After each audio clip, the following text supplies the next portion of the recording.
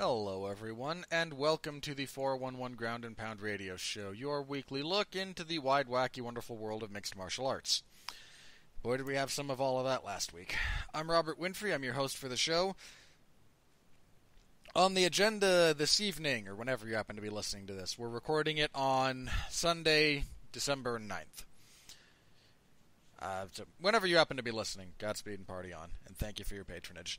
We will be reviewing UFC 231, which thankfully held together. I mean, the fight we did lose from that card sucks. It sucks that we lost Bektic versus Moicano because, yes, want that fight. But that was the only fight we lost. We had a couple other... There was one early prelim that had some fight shift around. We'll get to it, if, time permitting. But on the whole, held together. The main event held together. Thank you.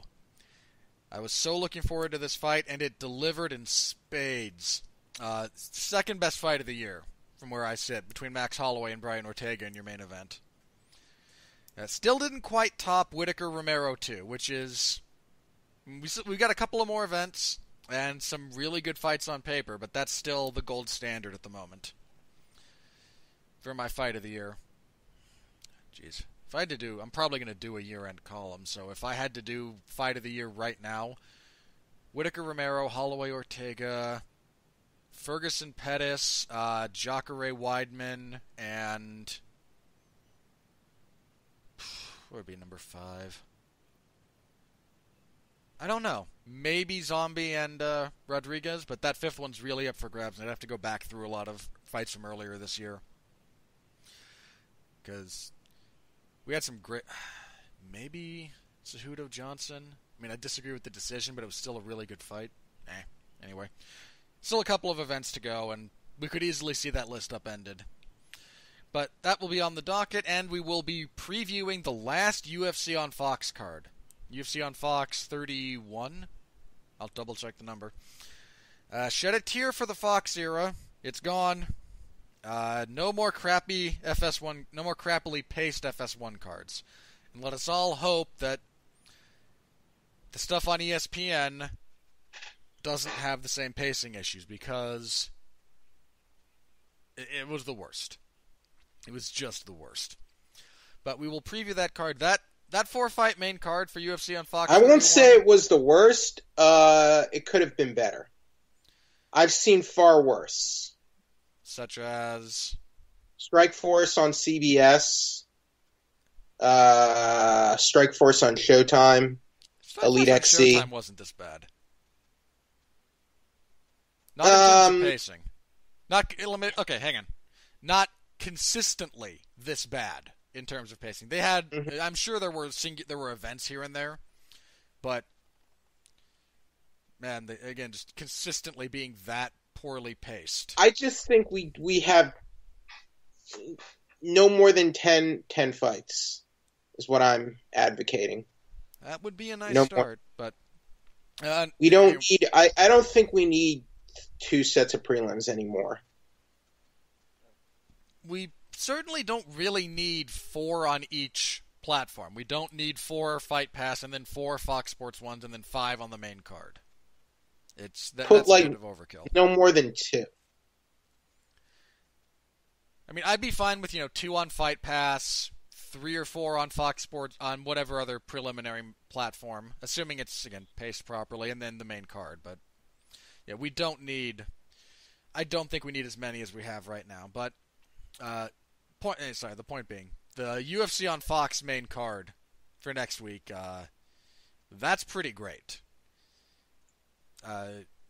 Lee and Iaquinta in your main event. It's a rematch from from Lee's UFC debut. Dan Hooker and Edson Barboza just hooked that to my veins. There's a rematch between Jim Miller and Charles Oliveira. Those two fought a few years ago, and Jim Miller knee-barred Oliveira, which was a very surprising result at the time. So we'll go over that card. Okay. I'm Jeffrey Harris, everyone, by the way. I found my keys that I lost, so I'm happy about that. I'm glad you found them. Losing keys is one of those I things that didn't kind of sucks. even technically lose them. I just forgot where I put them. So, did you really lose them if you didn't truly lose them, you know? I put them they were on a hook under a hat I wear. And I just didn't put them on the hook, the hook I use for my keys. So I lost, for 2 days, I believe I threw my keys out in the trash. And then like a dope, I looked the last place I never looked. Like I upended my apartment. And they're the one place I did not check. The one place you actually placed them. The most logical place. And it's just the last one you looked. Right? Well, not the most logical, because I never put them there before. And that's why I didn't think to look there. They were on, like I have two hooks. One I use for my hat, one I use for my keys. I put them on the hat one and then put my hat over it. And just totally spaced out and forgot that's where they were. So, but at least I don't have to spend the money to get my keys replaced, which would have been like $100. Because one isn't nothing is. What was that? I mean, just making duplicate keys is cheap. Getting brand new ones, yeah, that's well, getting brand new one. Well, I might have had to get my locks changed and get a new electronic key fob because that's sort of expensive. That's the expensive part. So I'm glad about that, but I still feel idiotic that for 2 days I could not find my keys and they were there the whole time and I didn't check that place. So I'm glad I found them, but like I don't feel better about it. Yeah, I know the feeling. So right. Last night, UFC 231. In your main event, again, second best fight of the year from where I sit, Max Holloway defeats Brian Ortega via doctor stoppage between rounds 4 and 5. That's a potential fight of the year candidate for me. Oh, yeah. Again, second best of the year from where I sit at the moment. Great fight. Main card is like card of the year candidate for me, honestly. If you do that type of thing, again, I don't do card of the year. If you do that, yeah, I think there's an argument to be made for this main card. If you want to do the entire 12 fights, I don't think you will in the next several years see an entire 12. How many fights were? Hang on, just a second. There were 5 on the main card, 9. There were 13 fights last night. I don't think you will ever, in the next, say, 3 to 4 years, get a top to bottom 12 to 13 fight event that is good to great, top to bottom. I just don't think it'll happen. The product is too diluted. UFC 220 was good. Top to bottom, maybe not top. It had a good main card. And I think limiting it to the main card is a fair point of distinction. Yeah, because that's the actual pay-per-view portion. Now, again, I don't do card of the year at the moment. That's just. It was a great card though, so that's the important part. It certainly ended well. Like the top 2 fights largely lived up to what was expected of them. In the case of Holloway and Ortega, exceeded it. Before I get to the actual fight, the fact that Max Holloway was technically the betting underdog for this fight really surprised me, especially after the weigh-ins. But I kind of understand it, I mean, especially after the weigh-ins. Like, if you wanted to set the betting line somewhere and people were concerned about his health and the layoff and Ortega, is surging, and I mean, I can see some play, but Robert, a few months ago, we were worried that Holloway might not even fight it ever again. Yeah, and again, that's why I'm saying, after the weigh-ins, when he went through all of fight week, looked as good as he did, made the weight easily, that's the point when... Well, look, I said last week, it's hard to overlook those things, those outside factors, but I didn't let it color me for the fight just because, as my feeling was, as long as Holloway was healthy and ready to go, I felt he would be fine for the fight, and he was. Now, granted, that doesn't always happen. Look at Miesha Tate's performance against Amanda Nunes. Did she not look like garbage in that fight? I thought maybe that's one. I also thought, I mean, the Raquel Pennington fight's another example of her just, she didn't especially look like against the a same. lesser level of opposition. She Just didn't terrible. look like the same fighter who beat Holly Holm. You know what I mean? Oh, yeah, who And persevered through those tough rounds and who scored that significant granted, come from behind. And look, I don't know if the weight cut was the whole story there, or what Misha's mental state was like, but I mean, it was part of it, to be sure. I mean, sometimes you don't know these things, and I think I didn't let it color me for the way I picked this fight. And look, Ortega is a stud, and Ortega, I think, even proved that even more with this fight.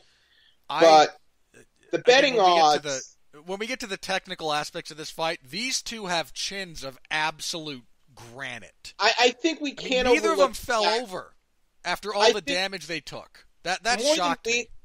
More than we are, I think the odds makers are influenced by those outside factors. Probably, especially when the technical stuff matches up so evenly. And look, we were. And you want to know what else? It still concerns me. We don't know what happened to Holloway. That is a weird thing. I mean, saying he had concussion-like symptoms, but not actually. Like, that's just the most vague thing.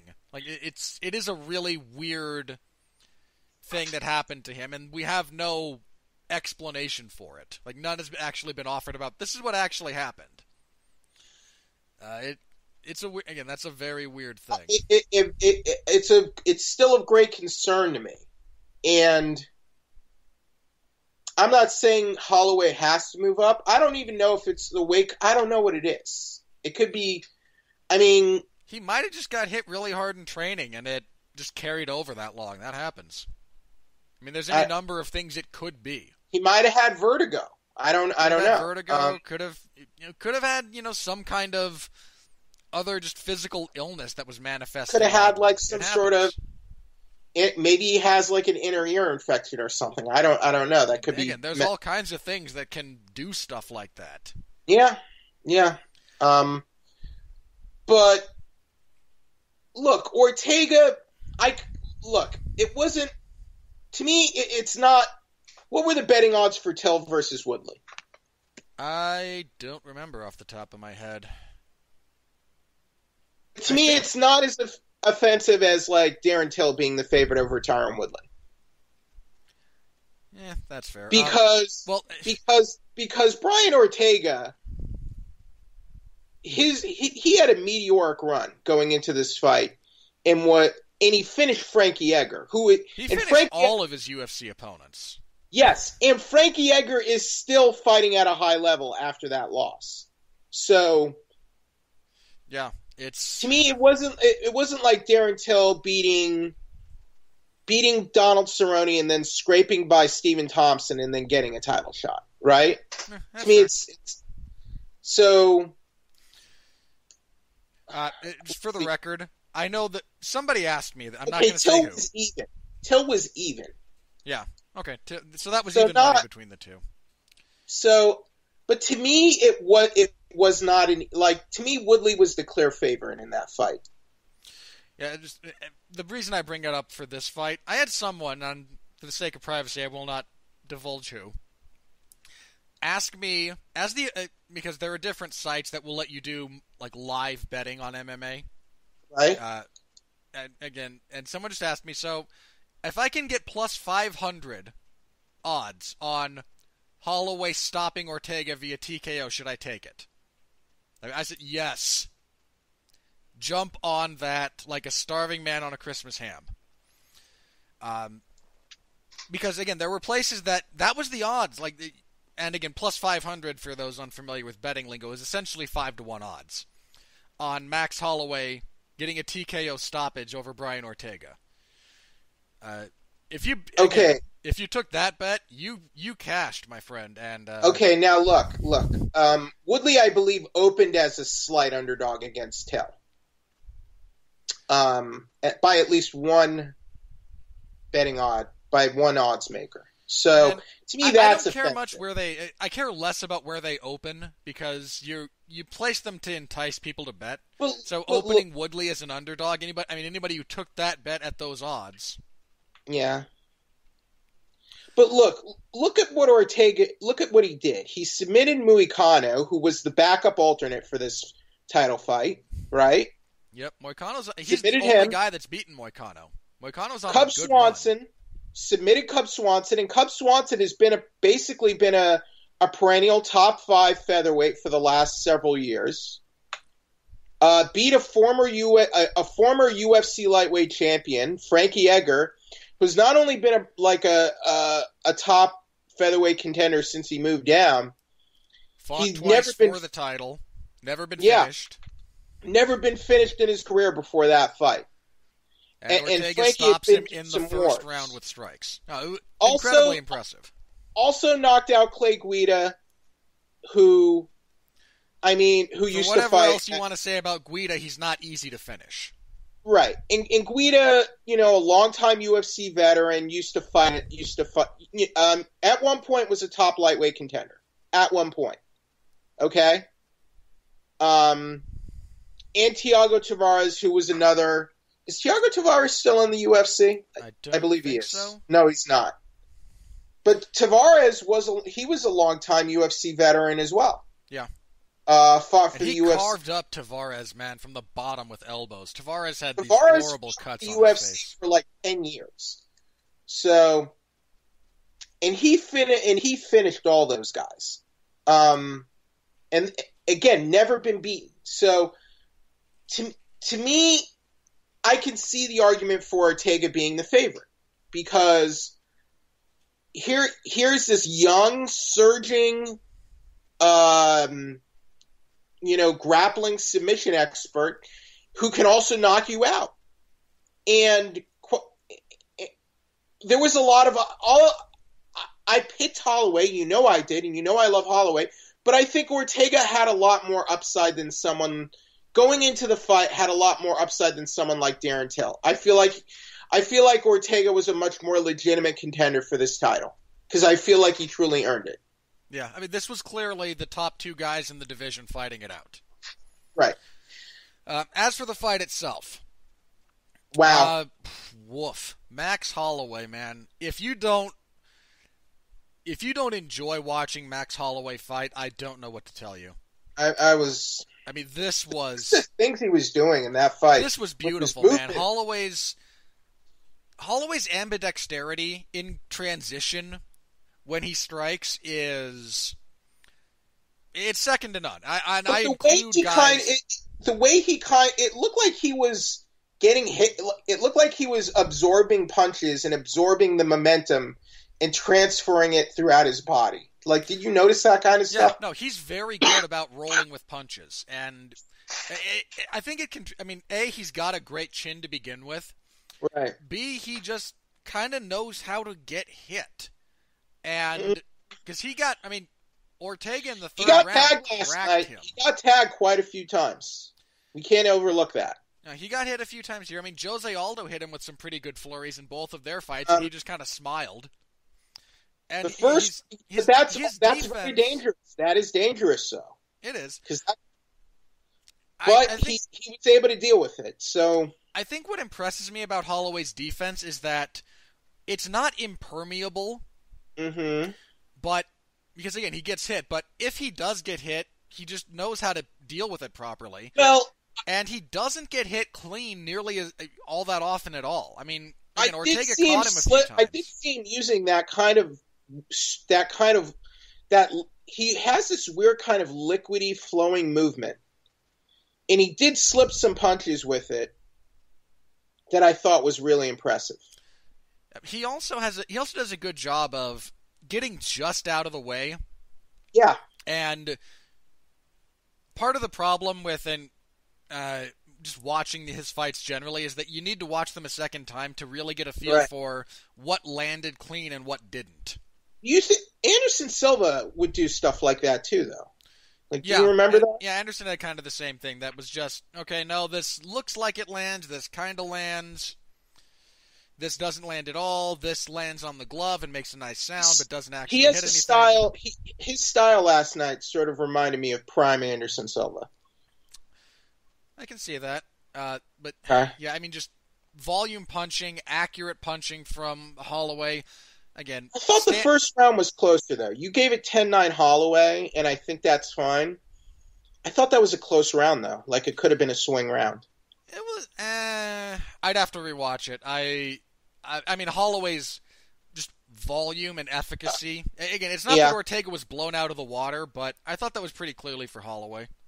I will say, I think Ortega showed some impressive boxing skills last night. He was not the volume. I guess was. I mean, like I feel like his stand-up did improve. Oh yeah, it has tremendously over his UFC career. Like I think he was doing some interesting. I think he had some good head movement, and like it looked like he was working on his boxing. And he didn't, like, even though he couldn't take the fight to the mat, it looked like he wasn't panicking and was ready to, have a striking battle. It's just once Holloway got his stride and got going, man, he just got into his groove. But Ortega did some unorthodox things last night. He mixed some elbows into his standing offense, and he tagged. That's some of the stuff he surprised Holloway with. At least two of them. He just cracked him with elbows. I gave Holloway Ortega round 3. He cracked Holloway with a really good elbow in round 3. Oh yeah, like a spinning. That's genuinely the first time I've ever seen Max Holloway hurt, because he started backing up. He's like, okay, wait a minute. Holloway did. He hit him with some shots in the third round that clearly hurt Holloway, and that's kind of why I gave. Like, I think Holloway ended the round strong, but I felt like round 3 was a clear round for Ortega. Yeah, I gave it to Ortega. And then, unfortunately, that just seemed to make Max mad. Yep. I mean, his response to that was, okay, I'm going to finish him this round. I'm going to break your face. 10-8 beating on Ortega, but can't put him away in the round, and then between rounds, just that. I mean, all that's damage to Ortega's left eye came from that round. I mean, he'd kind of been hit before, but a flip was clearly switched for round 4. But like after round 3, I was like, okay, we're going to get 2 more rounds of this, and it's going to be a closer fight. That's what I was. And then Max Holloway kind of decided. Then Holloway just decided, I'm going to end the fight in the 4th round. No, this is the round. Joe Rogan. He did. He looked over at commentary, said, "This is the round," and then came out, like he was on fire. Holloway is like a really special, gifted fighter. We need to. Again, a lot of us have appreciated Max Holloway for a long time. You and me specifically. I forget when it was that I said that I really kind of got high on Max Holloway. I'm trying to remember what it was, because he had the loss to Poirier, but I was impressed with that because he gave Poirier the business on the feet and then just kind of couldn't handle the grappling. Won 3 in a row, should have beat Dennis Bermudez. I maintain he won that fight. That was a terrible decision. Loses to Conor. Clearly, a fair win for Conor. It might have been either the Feely or the Clay Collard fights, and neither of those are great wins necessarily, but I think that was around the time that I just looked at him, looked at his game, looked at how far it had come, and went, I think this guy can be champion. So again, 5 years, give or take, for certain segments of us really appreciating Max. I mean, I definitely saw something. He definitely seemed to be on his way. I saw the Ultimate Fighter finale fight against Pat Schilling in his fight with Leonard Garcia at UFC 155. So I got to see 2 of his fights in 2012. And he just seemed so... What struck me is that he seemed... Because back then he was like 21 years old. Yeah. And he already just seemed so seasoned and talented at a young age. And I just thought if he kept putting the work in, he could be like maybe not a contender, but he could be a pretty good fighter. I believe the first guy I think I ever said, I believe this guy will be champion. And, thankfully that one didn't come back to bite me like the other time I said it. I think he asserted himself very well against Conor McGregor. Yeah, he made Conor wrestle him. I mean, when was the last time Conor shot at double? And then after that fight, he just continued to look good and just get bet, and he looked progressively better each time. I think another fight that really impressed me was the Cole Miller fight. Because Cole Miller, he's fighting this big, long dude. He's fighting a guy who's 6 foot, who's really big and long, who's arguably a better grappler than him, and he had no trouble just getting in his face and dragging the grappler around the cage. That was impressive. Yeah, he's won 13 fights in a row. I mean, this is absurd. We have 3 guys right now with these double-digit winning streaks in the UFC. Right. Holloway, Khabib, and Tony, who have all won. Tony and Khabib, I think, are at 12. Tony might be at 13, too. Again, you've got these guys with just these absurd streaks right now. It's crazy. Winning 13 fights. Tony still hasn't fought for an actual. Well, unless you count the interim, but we don't. He hasn't fought for the actual title yet. I mean, look at. I know it's absurd. Look at how many Max had to put together before he got a title shot. It's Conor McGregor just monkey wrenching both divisions, man. But man, Max Holloway is an all-time great. I don't mind saying Max Holloway is the greatest featherweight ever. I'm not sure I'm ready to go that far yet. I think he will be. To me, Aldo was never that good. His run at the top was not bad, but it was dull. I mean, if your point of comparison is whose fights are more watchable, sure, it's Holloway. I mean, look at like Aldo. I feel like he sold us on a bill of goods, and then when he came to the UFC, he kind of, I don't know. It's like he kind of switched gears. It feels like he went on cruise control. I mean, for me, I think Holloway will get there, and quite frankly, I mean, look, is Max Holloway from a technical perspective, the best featherweight ever? Yeah. I mean, he's beat Aldo twice. He beat Aldo. I mean, Aldo's not exactly washed up. Jose Aldo's still a hell of a fighter. He's still fighting at a high level, too. Yeah, I mean, again, this isn't, beating a guy years after his prime. He beat Aldo when Aldo is still very near the top of his game in a lot of respects. Should he beat Frankie Edgar? I mean, that's one fight that's still out there at featherweight. I mean, there's a few fights at featherweight in theory. You have Edgar, possibility. You have Moicano, and you have Chad Mendes.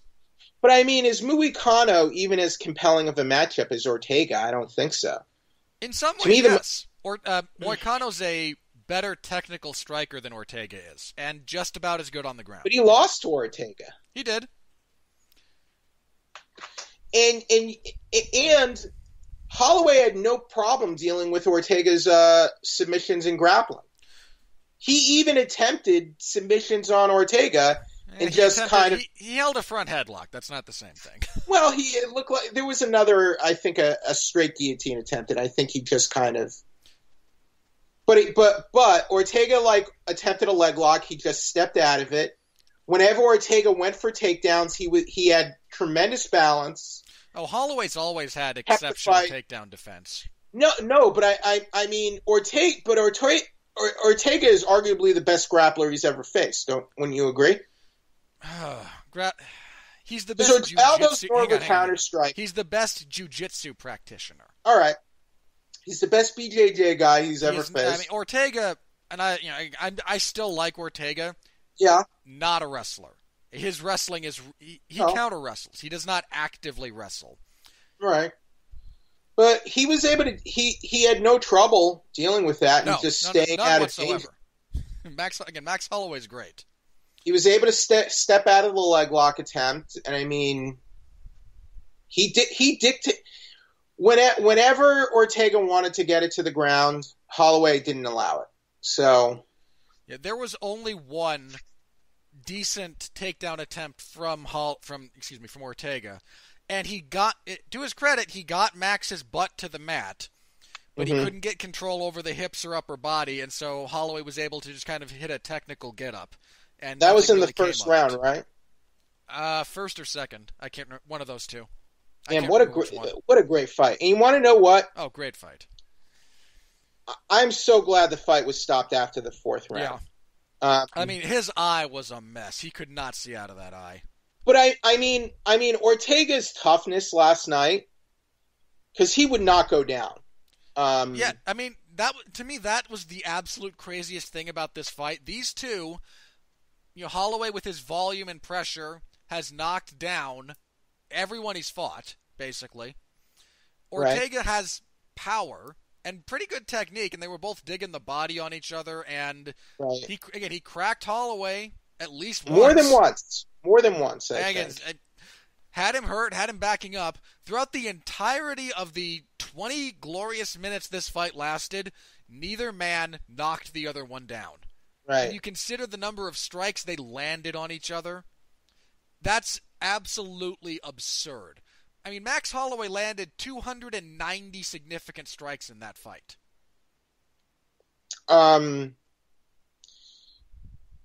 Ortega was beaten after the fourth round.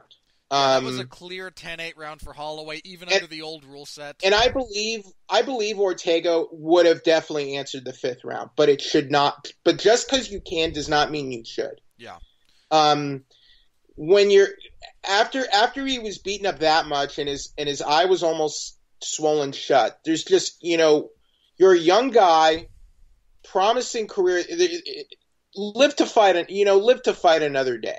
Yeah. I mean, he mentioned after the fight he had a broken nose, which was pretty obvious in the second round. It was leaking blood. Had a broken thumb. I don't know which one, but he broke one of his thumbs. I thought, it was clear that his nose got jacked up in the second round, and that was like a clear round for Holloway too. Yeah. I mean, again, Holloway's jab. Holloway might have the best jab in all of MMA. It's between him and Robert Whittaker, though they use theirs very differently. But I will say it worries me that he relies on his chin so much, a little bit. His corner was telling him to put his hands up at one point. And I definitely noticed that. Yeah, again, Max, there's a lot of Max's defense that is great, and the fact that he gets hit cleanly on occasion is...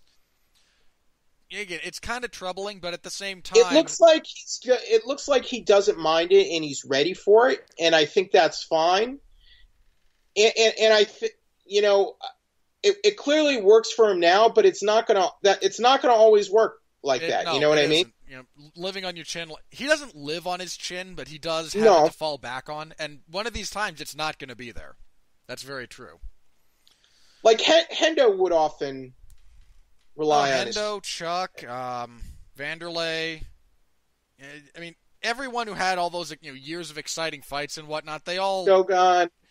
They all at one point or another had their chin to fall back on, even if they weren't. It looked like Holloway was kind of just egging Ortega on to kind of just get in the fire and But Max Holloway has the best in-cage interactions of anyone.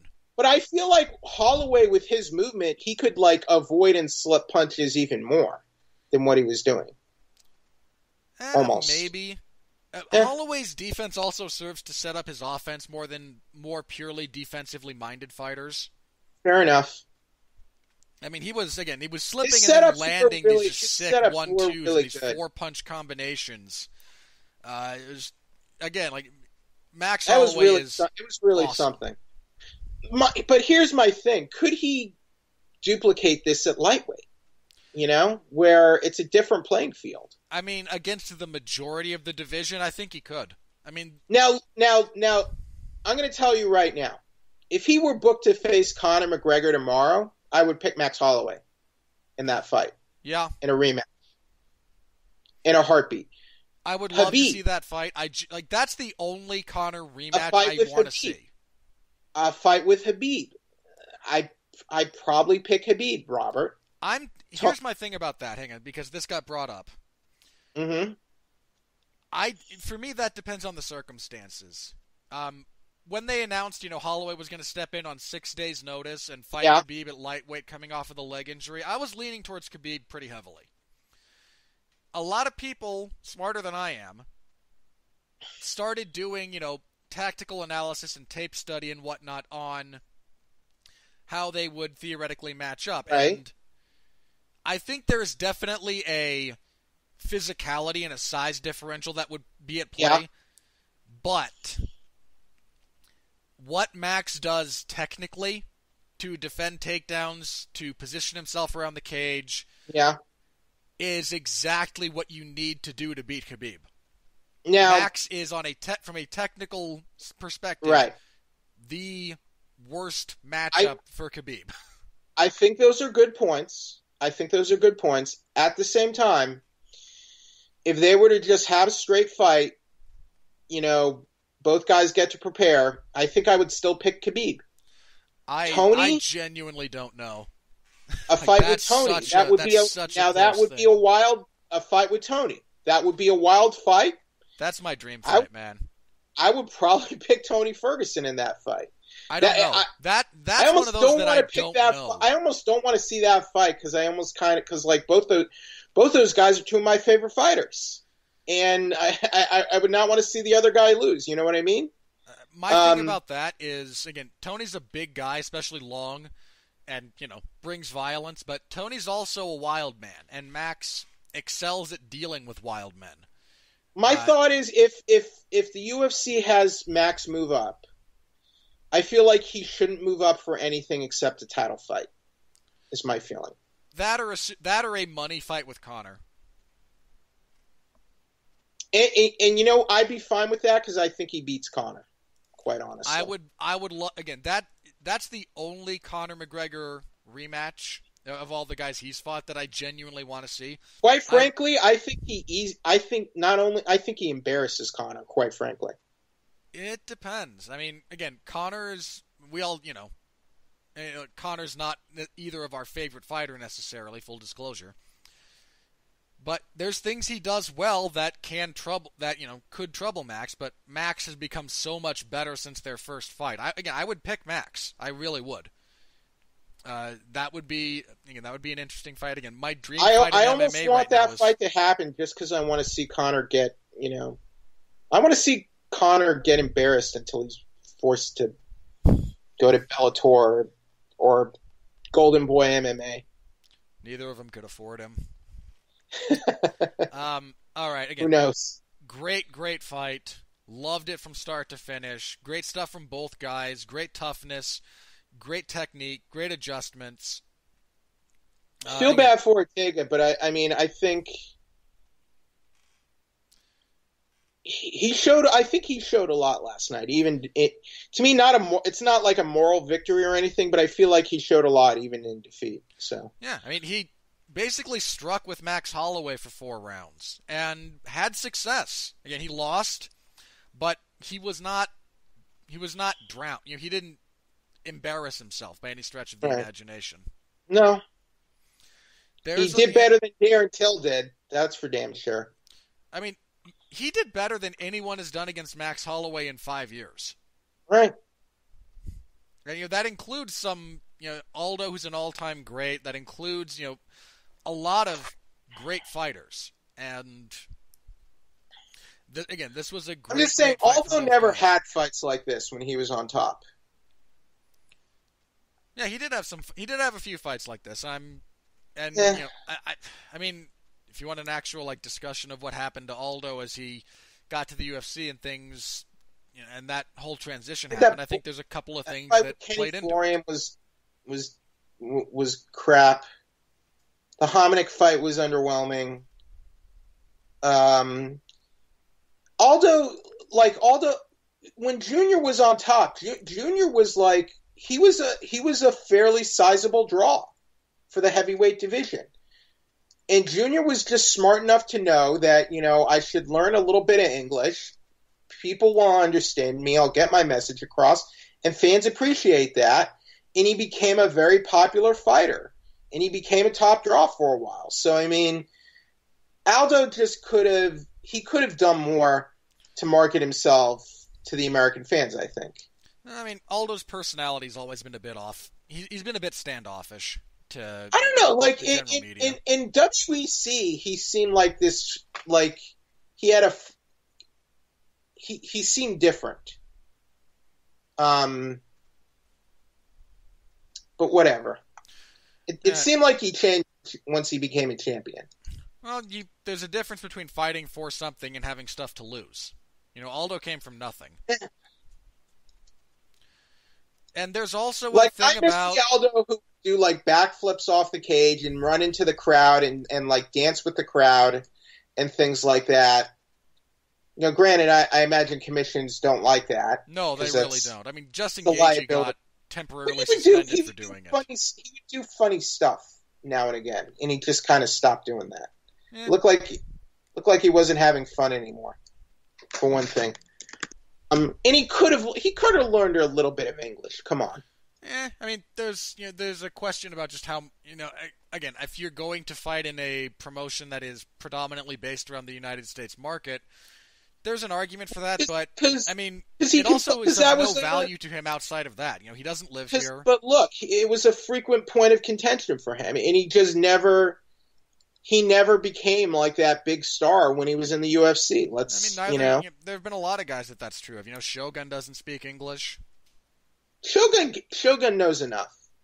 Again, he's not great, but he knows quite a bit. I'm not entirely sure I'd even say he's conversant. I was able to. I talked to Shogun once before. He's not obstinate about it, but he doesn't really speak English. Again, some guys do. Some guys choose to go that route. Some guys don't. Like, Shogun will try, though. That's my point. But yeah. Even Wanderlei Silva. Well, Wanderlei also moved here for many years. Yeah, again, guys who live in the States and train in the States, I think they wind up just picking it up as because they live here, by and large. But guys who live and train in a different country and fight in the U.S. once a year. Shogun doesn't live in the U.S. at all. He's got to have like a vacation home here or something. Maybe not. I mean, for another example, Big Nog is picked up English because he started doing a lot of training here, and I forget where he lives now. Anyway, but again, great main event. Oh, right. The co-main event. Not the greatest women's fight ever, but again, it sort of went how I expected. Yeah. This is one of those fights that you looked at it on paper and went, I imagine it goes this way, and then it went exactly that way, basically. Valentina Shevchenko defeats Joanna Jędrzejczyk via unanimous decision, 49-46 across the board. I was 50-45 for Valentina. I'm not sure which round people were giving to Joanna, whether it was... I know some people, I think, had mentioned round 3. I think round 4 was... I think 4 was Joanna's best round. I want to look up the scores here. I still thought Valentina took it. Look, I think these two can fight 100 times, and the result is basically always going to be this. Valentina has a great understanding of distance. The scores aren't up yet. All the judges gave it 49-46, so I'm curious. Again, I don't know what round, because again, I know some the people... The stats for this fight were really close, though, and it was weird to me. It was weird to me because the fight didn't seem that close watching it. It's not. It wasn't. I mean, this was not a very close fight. It wasn't a blowout, but... No, but it's weird. It's weird. It's like it looked like Joanna had more leg kicks, maybe, but to me, it's not always about totals. It's about who does more damage with what. Yeah. Okay. We each landed one strike. Who's landed better? There's a lot that plays into that. I mean, Valentina's counter game. That's why stats can be misleading, and why... Stats are a useful tool, but they are not the only tool. Right. I mean, quite frankly, I think the fact that judges do not have access to reliable statistics or any statistics outside of what they keep track of is okay. I feel like she could have done more in this fight. because her cardio was on point. She looked like she could have gone longer. I just feel like she could have mixed it up a little bit more. It looked like Valentina had a game plan.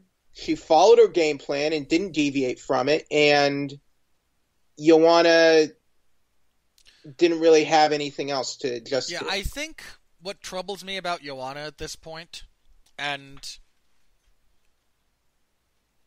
realistically this should have occurred to me earlier, I don't think she has a plan B. Joanna has what she's good at, and she's very good at it. I'm not trying. This is not a. I'm a fan of Joanna. I don't know if I agree with that. Just because I've seen her adjust to her opponents before. Well, let me be clear. There's a difference between minor adjustments to further exploit what you're doing and, oh crap, I can't strike with this person. She could not reliably, consistently strike with Valentina. And had nothing to fall back on. Valentina, like when Joanna would try to throw a kick, Valentina would grab the kick and take her down. Oh yeah. I mean, that was one of the most surprising things to me in this fight was Valentina's ability to catch those body kicks and then sweep the rear leg and just land on top and then land elbows. So, I'm not saying Joanna should have tried to grapple with, I don't know, just try. I mean, again, like, it's not her forte, I understand that, but you're losing the striking. You're not going to win that way.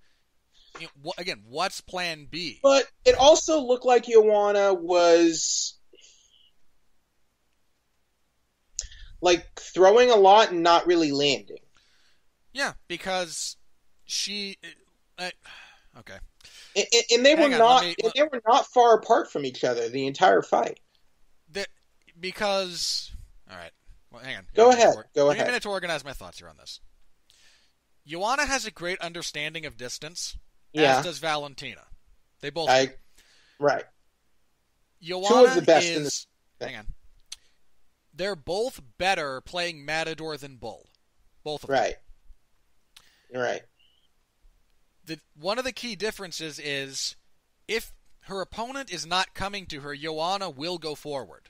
It's one of the ways Rose Namajunas gave her trouble when Jessica Andrade was able to catch, I mean, the one punch Andrade landed, or the one that Carolina cracked her with. It was based off of that dynamic shift. But by contrast, Shevchenko will not, if she wants to provoke a flurry, she will, but she's not going to consistently go forward. She's not going to try and really put a pace on you.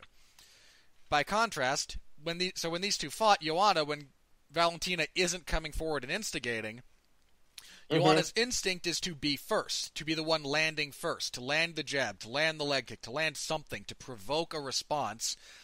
And every time she would provoke a response, unfortunately, Shevchenko's response was just tailor-made to make her pay for everything she did.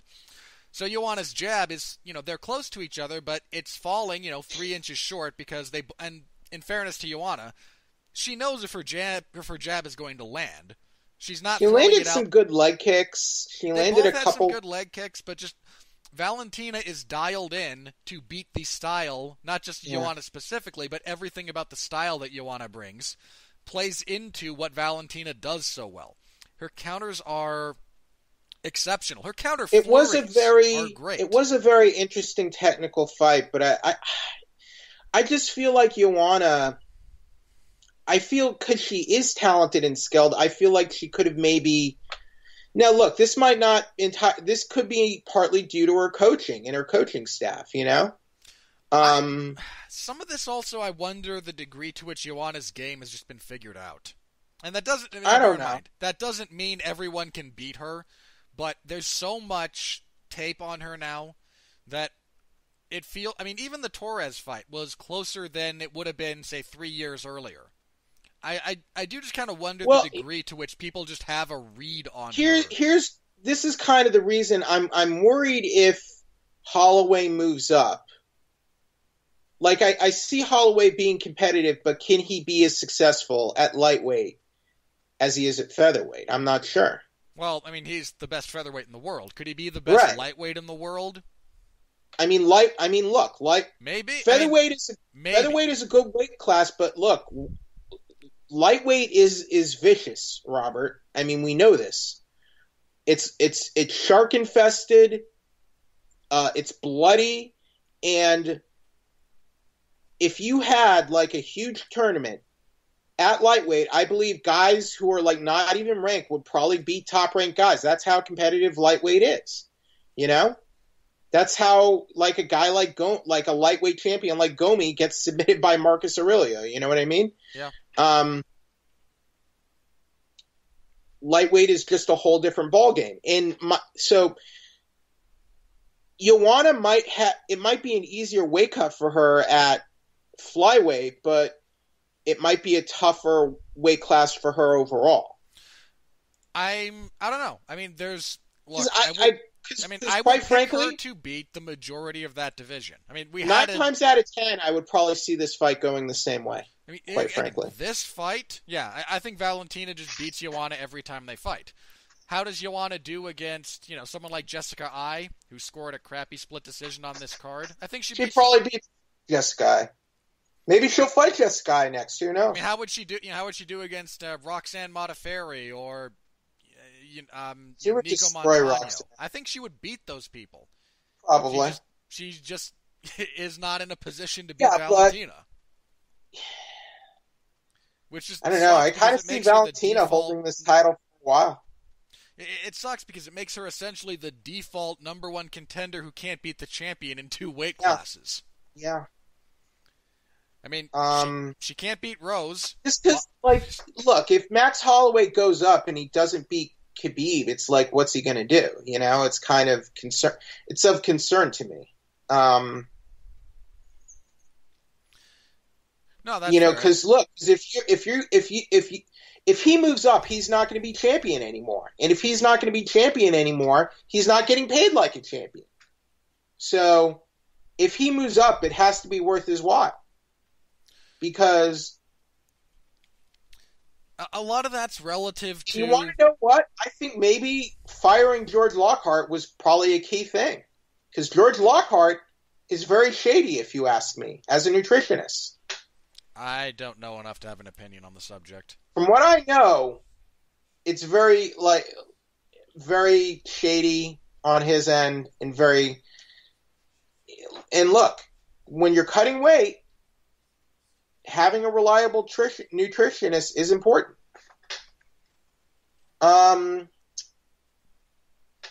Good fight, but I'm happy for Valentina because now she finally has the UFC title that she deserves. Finally, the UFC champion. Because Valentina has always been an overachiever to me. This woman came out of nowhere, looked great as a bantamweight, and arguably could have been bantamweight champion already, but was screwed. In my estimation, she won that fight. She won the title fight with Amanda. I'm on record, and I scored that fight for her. I mean, she's like an overachiever. I think definition of. But now she's champion, so good for her. It sucks that the division is so crappy, but that's just kind of the way it is when you're trying to get a division off the ground. It's not. There's very few divisions that come into being and are filled to the brim with top shelf talent. We'll see what happens with flyweight over the years. I mean right now, men's flyweight, women's bantamweight is not talent rich either at the moment. If you look at it, it's so talent rich that the champion moves up to fight Cyborg, and no one even bats an eyebrow because there is no number one. Because we lost. Losing Misha and Ronda so close together definitely did a number on that division. Yeah. Anyway, it was an interesting technical fight, not a great fight. Not the greatest thing in the world, but yeah, there was some interesting stuff that took place, and again, good for Valentina, who is Valentina's just a ludicrously talented woman. Speaking of ludicrously talented, my boy, no one else that I'm applying that moniker to on this card. But boy, Gunnar Nelson, ridiculously ludicrously overcomes an ass whooping in the first round to defeat Alex Oliveira. Hurt. He was hurt because Oliveira was dropping bombs. Those were gnarly shots. You have to admit, Rob. I mean, I was shocked at Gunner's composure under absorbing those blows because those were heavy, man. His eye was busted up. If it was Brandon Vera, the fight would have been over. Fair.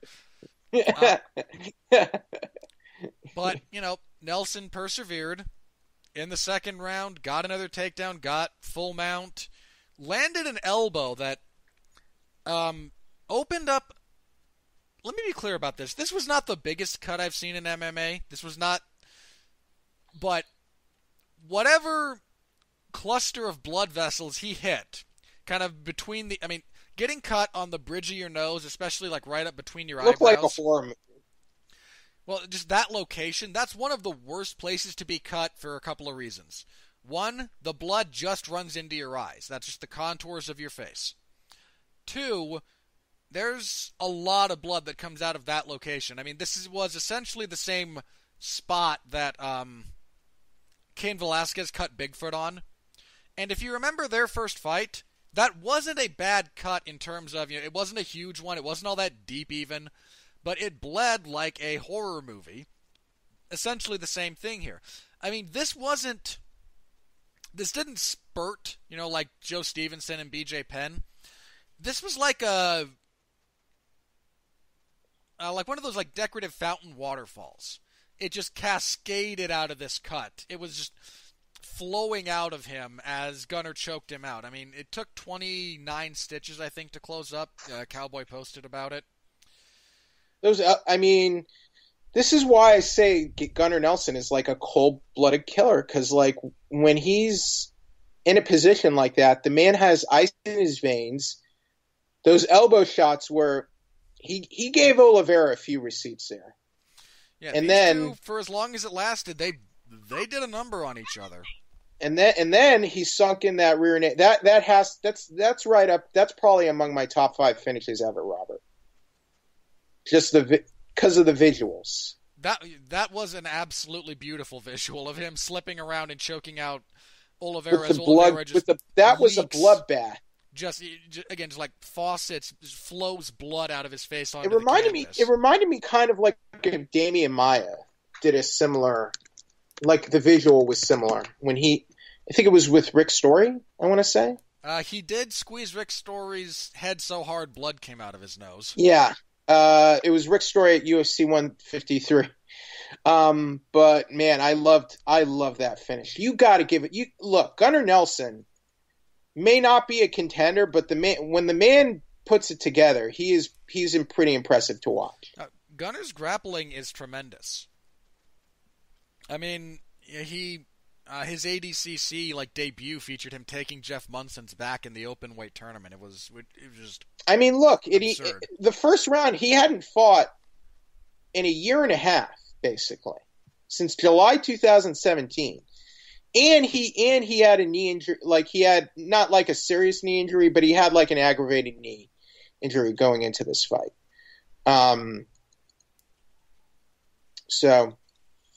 And Oliveira he's not a world beater, but he is a tough opponent. No, he's not an easy guy to beat. Oliveira had, he had a couple decent wins going into this fight. Man. I'm not sure what you do with Nelson next. Nelson is very talented, but he is very talented. He is. I think he should get a bigger level opponent, maybe. Let's see. He'll probably get who's number 10 at the moment? Number 10 is Leon Edwards. I wouldn't mind a fight like that. Sure, him and Edwards. You could have those two in the co-main event of a European card and be fine. Leon Edwards probably would not want a fight like that, honestly. Might not. Because Nelson is just such a vicious. He's vicious. He's vicious on the ground. Because I think we normally know him for his submissions, but those elbows were nasty, man. Yeah, and again, if he gets especially a dominant position on you, his elbows do cut you. Elbows do cut you, but this isn't ballet. There are two men fighting in a cage. Elbows are a legal technique. Guys they're a valid weapon. Use your elbows. You know what I mean? No, yeah. I mean, I forgot something about that loosely related to that point, but kidney shots in MMA are legal, Yeah. and that's just one of the like. I mean, that is I like probably it the when worst guys place do to good get when hit. guys do good body work. I really love that too, because body work is effective. Yeah, but I mean, just the point being that kidney shots are one of those things that are illegal in various other combat sports. I mean, boxing specifically, they're legal in MMA, and getting hit in the kidneys is worse in some respects than getting hit in the liver. It is like the worst place to get hit. Look, it may not look. It's a valid technique. Yeah. It's legal. And again, if it's legal, there's not a lot of reason you shouldn't be trying to employ it. Right. I mean, look, oblique kicks. Holloway landed a few on Ortega, and I think I actually said that's perfectly legal, but man, that's mean.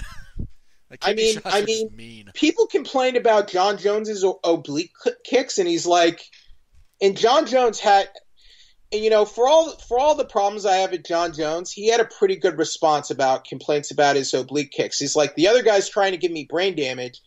What's him walking around with a limp for the rest of his life? And I'm like, I can't really argue with that. I mean, look, if it's a legal technique and it's at your disposal, shut up and deal with it. It's allowed. It's a contact combat sport. It's not. It's not touch football. It's not flag football. Yeah.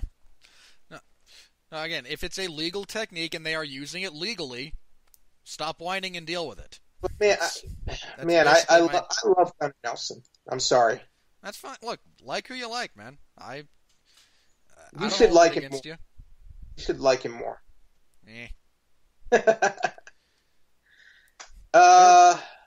Next up, we had next fight was trash. I don't even know why it was on the card, other than that one guy was Canadian from Canada. Well, Dawodu's Canadian, and is he actually born? Yeah, I guess he was born in Canada, but I mean, look, this fight was originally on this card. This was Moicano and Bektic, and when that fell off, they just wanted to keep the same number of fights on the main card. They promoted this one. Dawodu defeats Botniak via split decision. That is ass, by the way. There is no way Botniak won 2 rounds. I don't know that he won 1. Who did you score the fight for? Dawodu. Pretty clearly. I might have given judges gave it 30-27. I mean, there were 2 30-27s for Dawodu and 1 29-28 for Botniak. It's just the dumbest. Not the worst score I've ever seen, but it is dumb. It's horrible. That's a horrible score for that fight. I mean, look, Dawodu's fine, but I don't care that much. He's still very, very developing in a lot of respects. I mean, his Thai boxing is good. He had a professional kickboxing background. But I don't really do a lot of prospecting in that particular respect, so I mean, if he's here, he's won a few fights, good for him. I mean, he's beating guys who shouldn't be in the UFC or have losing records, but give him time to come along. Maybe he'll turn into something. He might. It was just kind of there. In your regularly scheduled, bus fight, fight between bus drivers, Thiago Santos knocks out Jimmy Manuwa 41 seconds into the second round. It was a fun fight. I can't put it any better than I think it was Luke Thomas. This is the best street fight ever. I mean, these two guys... I thought they did some good stuff here. I mean, these 2 guys just came out and started swinging, clipped each other, got into the clinch, clipped each other more. I mean, there was not a whole lot of technique. I would not say there was none. There wasn't a whole lot of it. There wasn't a whole lot of stuff that makes you stand up and take notice. But these 2 beat the crap out of each other for as long as this fight lasted. Good. Santos is good, and I feel like I've been saying this for a while. In a lot of respects, he is. There's some good stuff to his game. He hits like a truck. He's got a diverse offense between his hands and his feet. He's a strong guy. I think this was like his 11th win in the UFC. I would have to double check that, but it wouldn't surprise me. Pretty sure. No, I think he can make a Okay, few so waves now at light he heavyweight. used to fight. He used to fight at middleweight. Now he's fighting at light heavy. I mean, light heavyweight could definitely use a fighter like this right now. Even though he's not the youngest guy, but he just beat the number 7th ranked guy, Robert. So this puts him solidly in the top 10. In all likelihood. So I'm not saying he's a top 5 contender, but light heavyweight can use the bodies right now, especially a guy who has Santos versus Shogun next.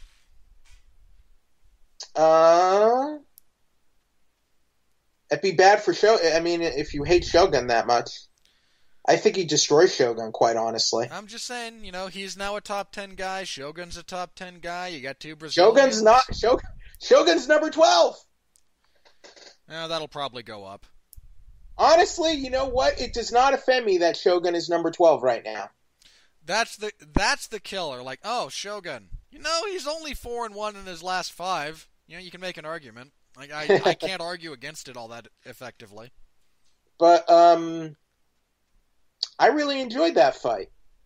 I mean, this was a car crash, and I mean that in the best way possible. I mean, to me, a car crash is different. Because I feel like they were, to me, like, I don't know. To me, it wasn't quite car crash level. I mean, it wasn't as ugly as other fights. I might use that description. Because I felt like I felt like there was more talent and technique involved than a car crash, just ugly. I don't know, like Korean Zombie versus Leonard Garcia kind of fight.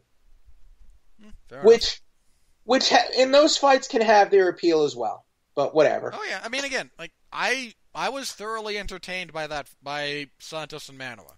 I mean, look, sometimes sometimes technical fights aren't always exciting. That's also true. I mean, again, the title fight between Shevchenko and Nunes was, in many respects, fantastically technical. And a lot of people just didn't care. Look, sometimes a fight like Holloway Ortega, where there's a lot of technique, it's not always going to amount to that, Yeah.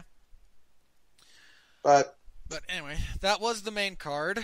As for the rest of this, so we had Nina Ansaroff defeats Claudia Gadelha. Set of FS1 prelims.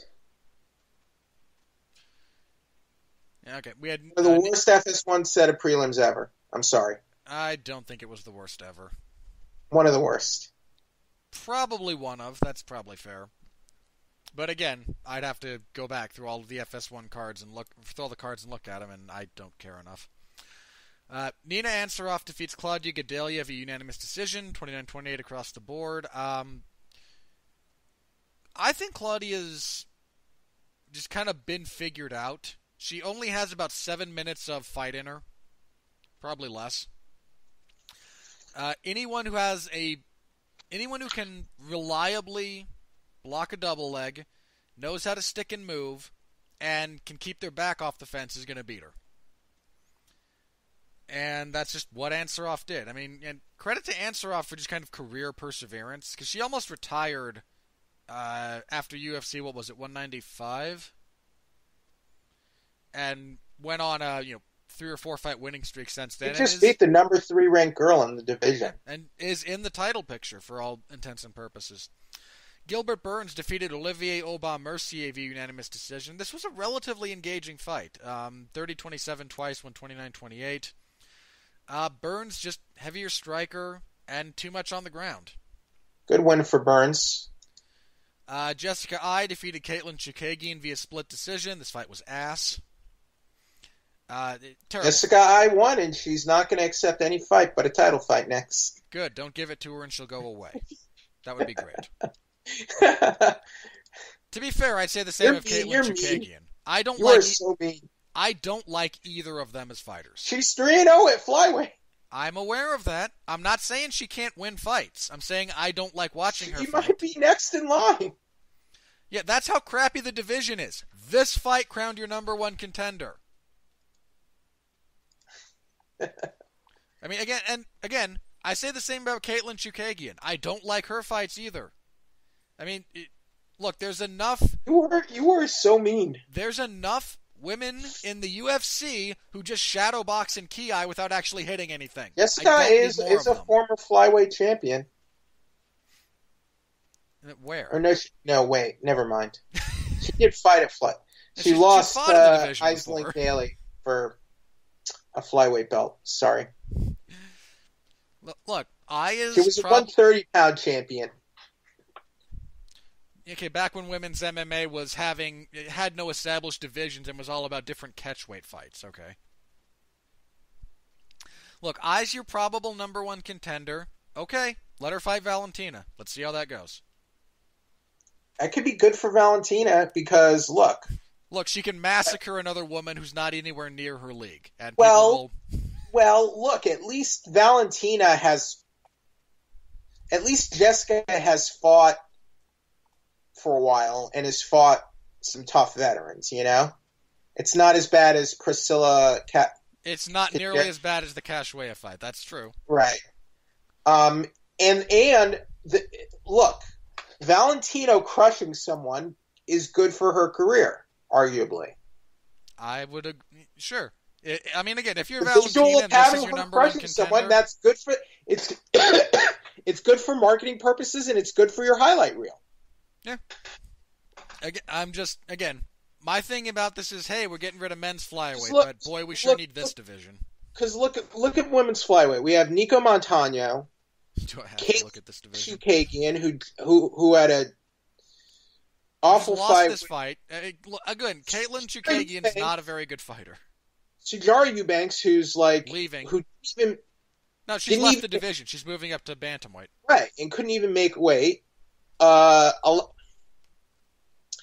Alexis Davis. Now, come on here.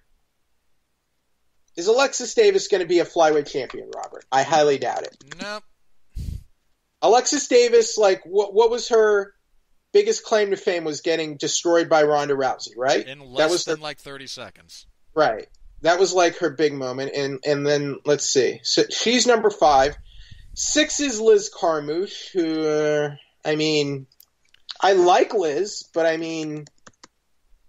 is she beating Valentina? Highly doubt it. Liz is kind of like the... God, this is such a awful thing of me to say. She's kind of like the female version of Clay Guida. Yeah, I kind of see that. Lauren Murphy, no. So and then Jessica I. So Jessica I is a name. Why not? And look, you know I love Joanne Calderwood, right? Yes. Calderwood she's floundered in the UFC. She has not performed all that great here.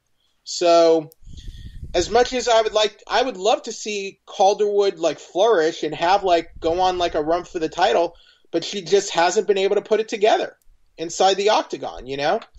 And it's like that for a lot of talented athletes. Once they get to the big stage, they just don't do as well.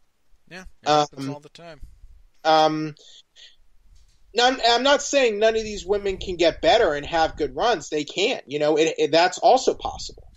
I'm just analyzing what's in front of us right now. Yeah. Elias Theodorou defeated Eric Anders via split decision. I hate watching Elias Theodorou fight because he's just weird. He's just a weird guy. And more importantly, I am sick to death of commentary telling me about how good his cardio is as he's gassing after 6 minutes. He still won. Sure. And he's got a winning UFC record. That's also true. 8-2. Yeah. And he's a ring boy. Yeah, and he has the best. We had the two best men with hair in the UFC on this card between Theodorou and Ortega. But I don't think he's going to win a lot of crappy split decisions basically fighting this same fight.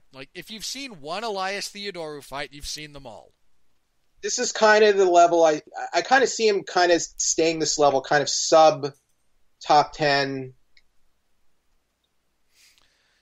I don't see him break.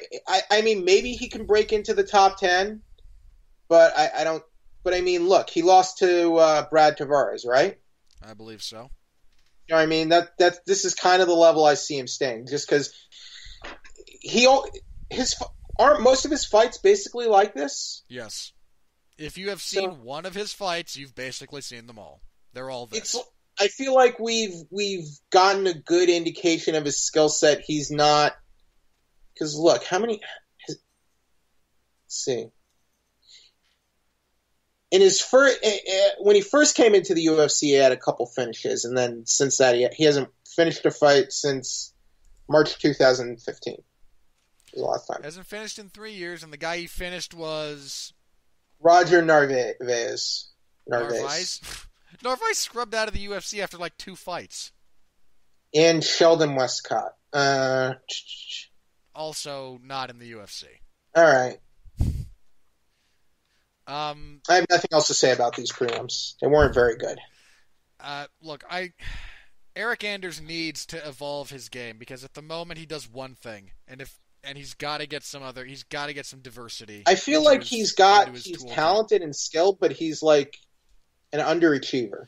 I mean, dude's incredibly athletic, hits very hard. There's a lot of potential there, but he has got to figure this out, because he's doing the same thing he's been doing, and people are figuring it out. He's got to change some stuff up. Because now he has a 500 UFC record. Yep. I mean, one of those was a bad decision, the Machida fight, but I agree. The others were clean, man. His other losses were legit. You know, this one, I mean, I technically scored it a draw because I was generous and gave Anders a 10-8 second, but he lost 2 rounds. He lost to Santos. He's got to change some stuff up. Brad Katona defeated Matthew Lopez via unanimous decision. This should have been there was a ref. I forget his name on this card. Was it Brian Beauchamp? Something along those lines on this card. The worst referee I've seen in a UFC cage. This guy was terrible. He missed the end of this fight because Katona chokes Matthew Lopez unconscious with a modified Imanari choke. I actually think this variation has a different name. Something started with a K. I can't remember. There's some other Japanese grappler who used this thing, got this thing named after him, but modified Imanari choke. If you don't know what an Imanari choke is, it's basically the legit version of Daniel Bryan's yes lock. It's an omoplata with a rear naked choke, with a arm choking. It's not rear naked because that's the whole thing, but you don't see that choke all that often. It's a low percentage thing. But he got basically that. Choked him unconscious. The final round ends. And there's a rule in MMA about this stuff. You can't be saved by the bell. If you are unconscious from a choke when the round ends, you lose by technical submission. The ref absolutely blew this call. Thank heavens Katona won anyway. Clearly. But I mean, that same ref in the first fight of the night missed, just straight up did not see or comment on 3 or 4 blatantly illegal knees. This guy's the worst. This ref was just the worst.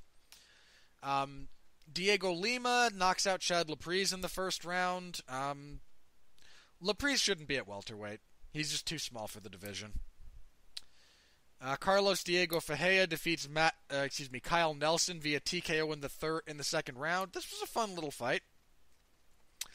Nelson came to play, man. He hurt Ferreira to the body in that first round, but then just couldn't deal with the grappling. And credit to Nelson, he took this fight on 3 days' notice. Because Ferreira's original opponent was John McDessie, who fell out and got replaced by Jesse Ronson. Jesse Ronson was not allowed to fight by the Athletic Commission because of concerns over his weight cut. Kyle Nelson steps in, and again, credit to him for taking the short notice fight. Credit to Ferreira for taking the short notice fight. Decent little affair. The next light heavyweight prospect, and again, that's all I'm saying about this guy right now. I'm not saying anything more than that because I've seen too many prospects in this division wash out, but I think this guy qualifies as a prospect. Alexander Rakic defeated Devin Clark via TKO in the first round. Overcame, again, 3 or 4 blatantly illegal knees to the head because the ref sucked. Overcame that, landed a standing back fist that Clark didn't see coming, pounded him out on the mat. Rakic is a big guy, powerful leg kicks, decent to good wrestling. He's someone at light heavyweight we have to pay attention to. Now, again, he might turn out to be the next Tyson Pedro and just can't get it done. But the division needs up-and-coming guys, and Rakic, I think, can qualify for that. So, again, there was some decent stuff on Fight Pass for this event. So, anything else that you wanted to mention, Jeff? Nope. All right. Thanks to everyone who followed along with my coverage of this and has read the report after the fact. It's always appreciated. I know you guys can go a lot of places for this material, and I thank you very much for choosing mine. It's, again, humbling and motivating and occasionally baffling. All right, this coming Saturday, we have UFC on Fox 31, the last UFC on Fox. Shed a tear for UFC on Fox. End of an era. And, I mentioned a few of the other, FS1 cards or the last UFC on Fox event. The UFC pretty clearly didn't care. Like, it's just filling it up with bodies. This is a good card. The main card is really good for this one. Again, main event, Kevin Lee versus Al Iaquinta. This is a rematch. Lee fought Iaquinta on short notice to get into the UFC. This was back in 2014. Lost a decision. Not split, it was unanimous. But again, he took that fight on short notice, I seem to recall. I think you're correct. I might be wrong about that. And he's coming off a good win over Edson Barboza. He manhandled Edson Barboza in that last fight, man. He missed weight, which is not a good... And 155 is a significant cut for him. So that bears watching. That's an important thing to look out for here. But he doesn't have to make 155. He only has to make 156 this time. Well, he weighed 157 for the Barboza fight. Right. So hopefully he can... It bears watching. Yeah. But he's fighting Al Iaquinta, who has not changed his game since they fought for 5 years ago. Iaquinta is who we all think he is. He's got power in his right hand, but he's got the one punch. Not a combination fighter.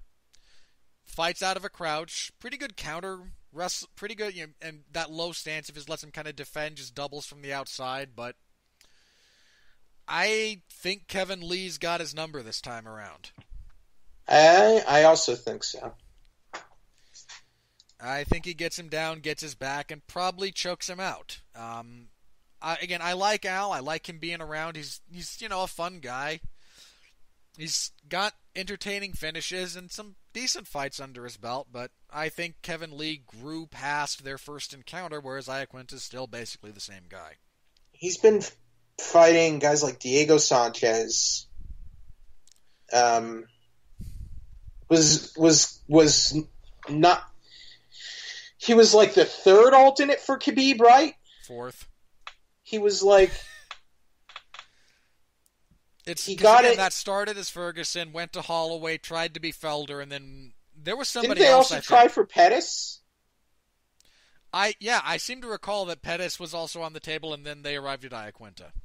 Because Khabib said, the UFC offered me 5 different opponents for this fight. Credit to Iaquinta for stepping in. Look, Al Iaquinta, he definitely has some skills, but in the past several years, the guy I've been more impressed with is Kevin Lee, who, Kevin Lee is a very good fighter. He had, he's not. Lee is not without his flaws either, but just his cardio is a concern. His striking is a work in progress still. But his wrestling, his back taking, his top control, his ground and pound. Submissions as well. Yeah. Again, his back control, man, it is sick. Just in terms of what they've done lately, I'm more impressed with what Kevin Lee's done in the last several years compared to Al Iaquinta. Lee had Tony Ferguson in some pretty big trouble in their fight. Credit to Tony for persevering and continuing to go, but that first round was rough for Tony. Well, it's kind of like the McGregor-Holloway thing. Like, that fight, like, let's see. Lee was, like, 22 when they had that fight. He was very young. He was making his UFC debut, and he stepped in against a UFC level of opposition and was left and a little bit he didn't get finished. He didn't get finished either. No, and won the second round. He had Iaquinta's back for the majority of that round, so, as you recall. I see ways Iaquinta can win, but I'm picking Kevin Lee. Yeah, outside of him landing a solid punch that Lee doesn't see coming, I got Lee here. Next up, the fight that I'm looking forward to the most on this card. Ooh, this is a good fight. Edson Barboza versus Dan Hooker. Again, just hook this to my veins. I want to mainline this. Hooker deserves a fight like this. He's definitely earned it. Well, I mean, Hooker's unbeaten at lightweight. He's 4-0. He's finished all of them. He knocked out Ross Pearson, tapped out Mark Jacasey, knocked out Jim Miller, and knocked out Gilbert Burns. That's a heck of a 4-fight streak. And Edson Barboza is coming off of that loss to Iaquinta, I seem to recall. Yeah, his first losing streak ever. Jeez. Because he lost to Khabib and then he lost to Iaquinta. To Kevin. To me, Barboza is a pretty... he never wins that kind of signature fight.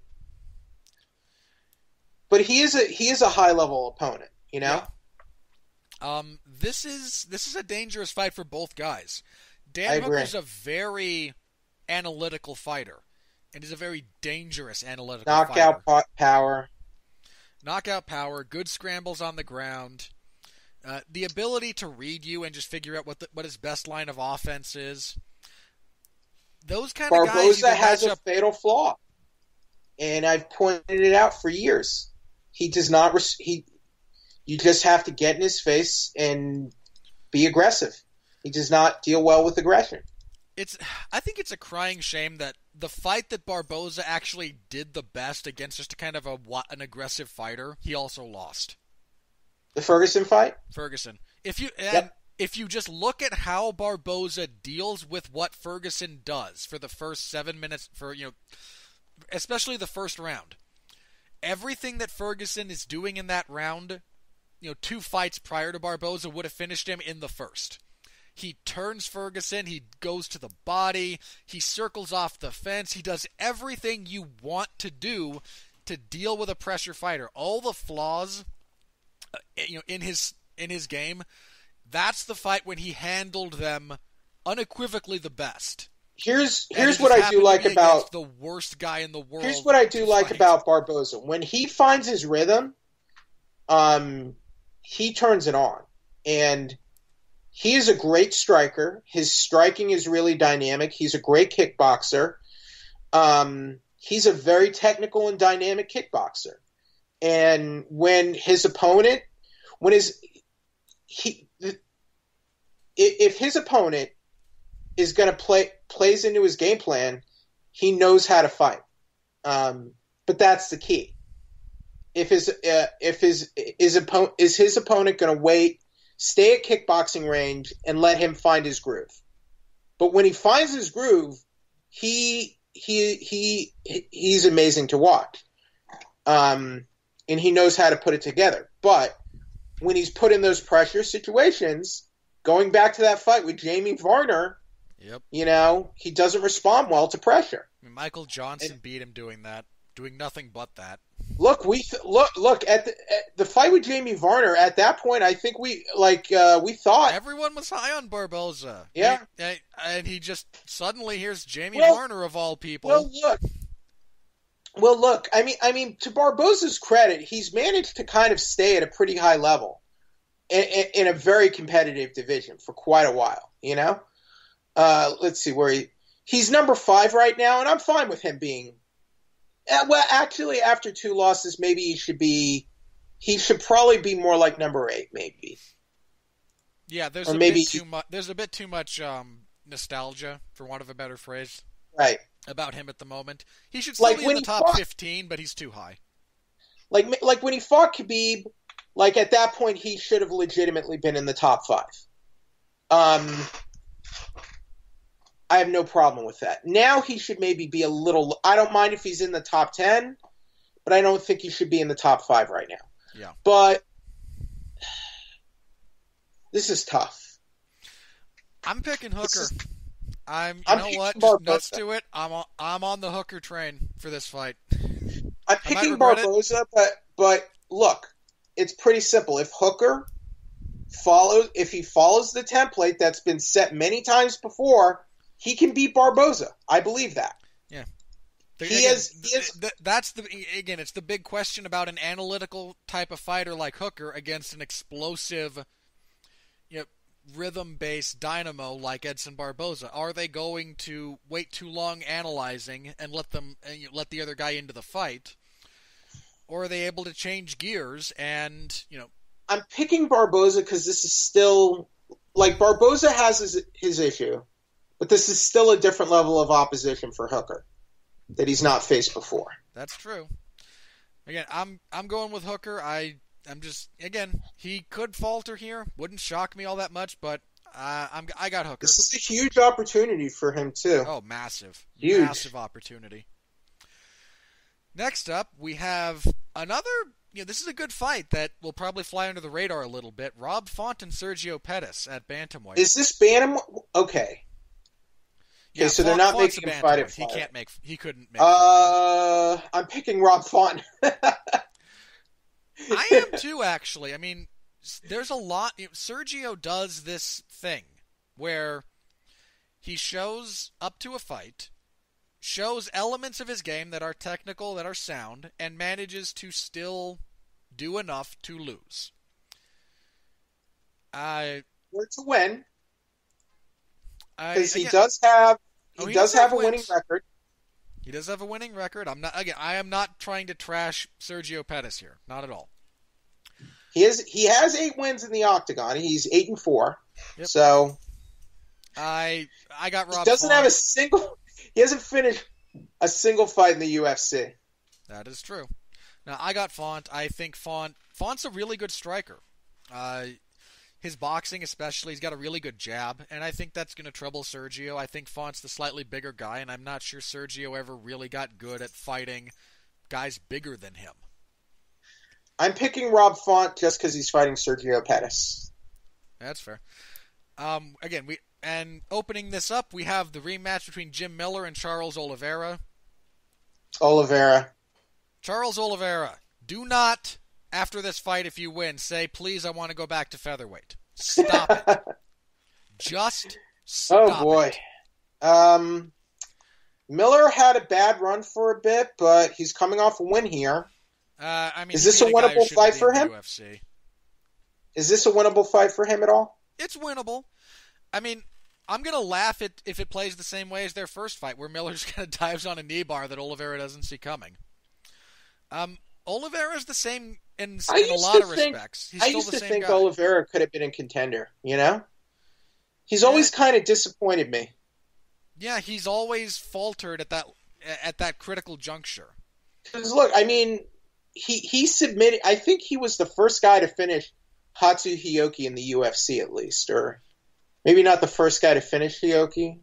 Well, I mean, he came into the UFC, had a couple of really big wins. He's the first guy to finish Hatsu Hiyoki in his career. I mean, again, Oliveira comes into the UFC, beats Darren Elkins via armbar, beats Efrain Escudero. Right.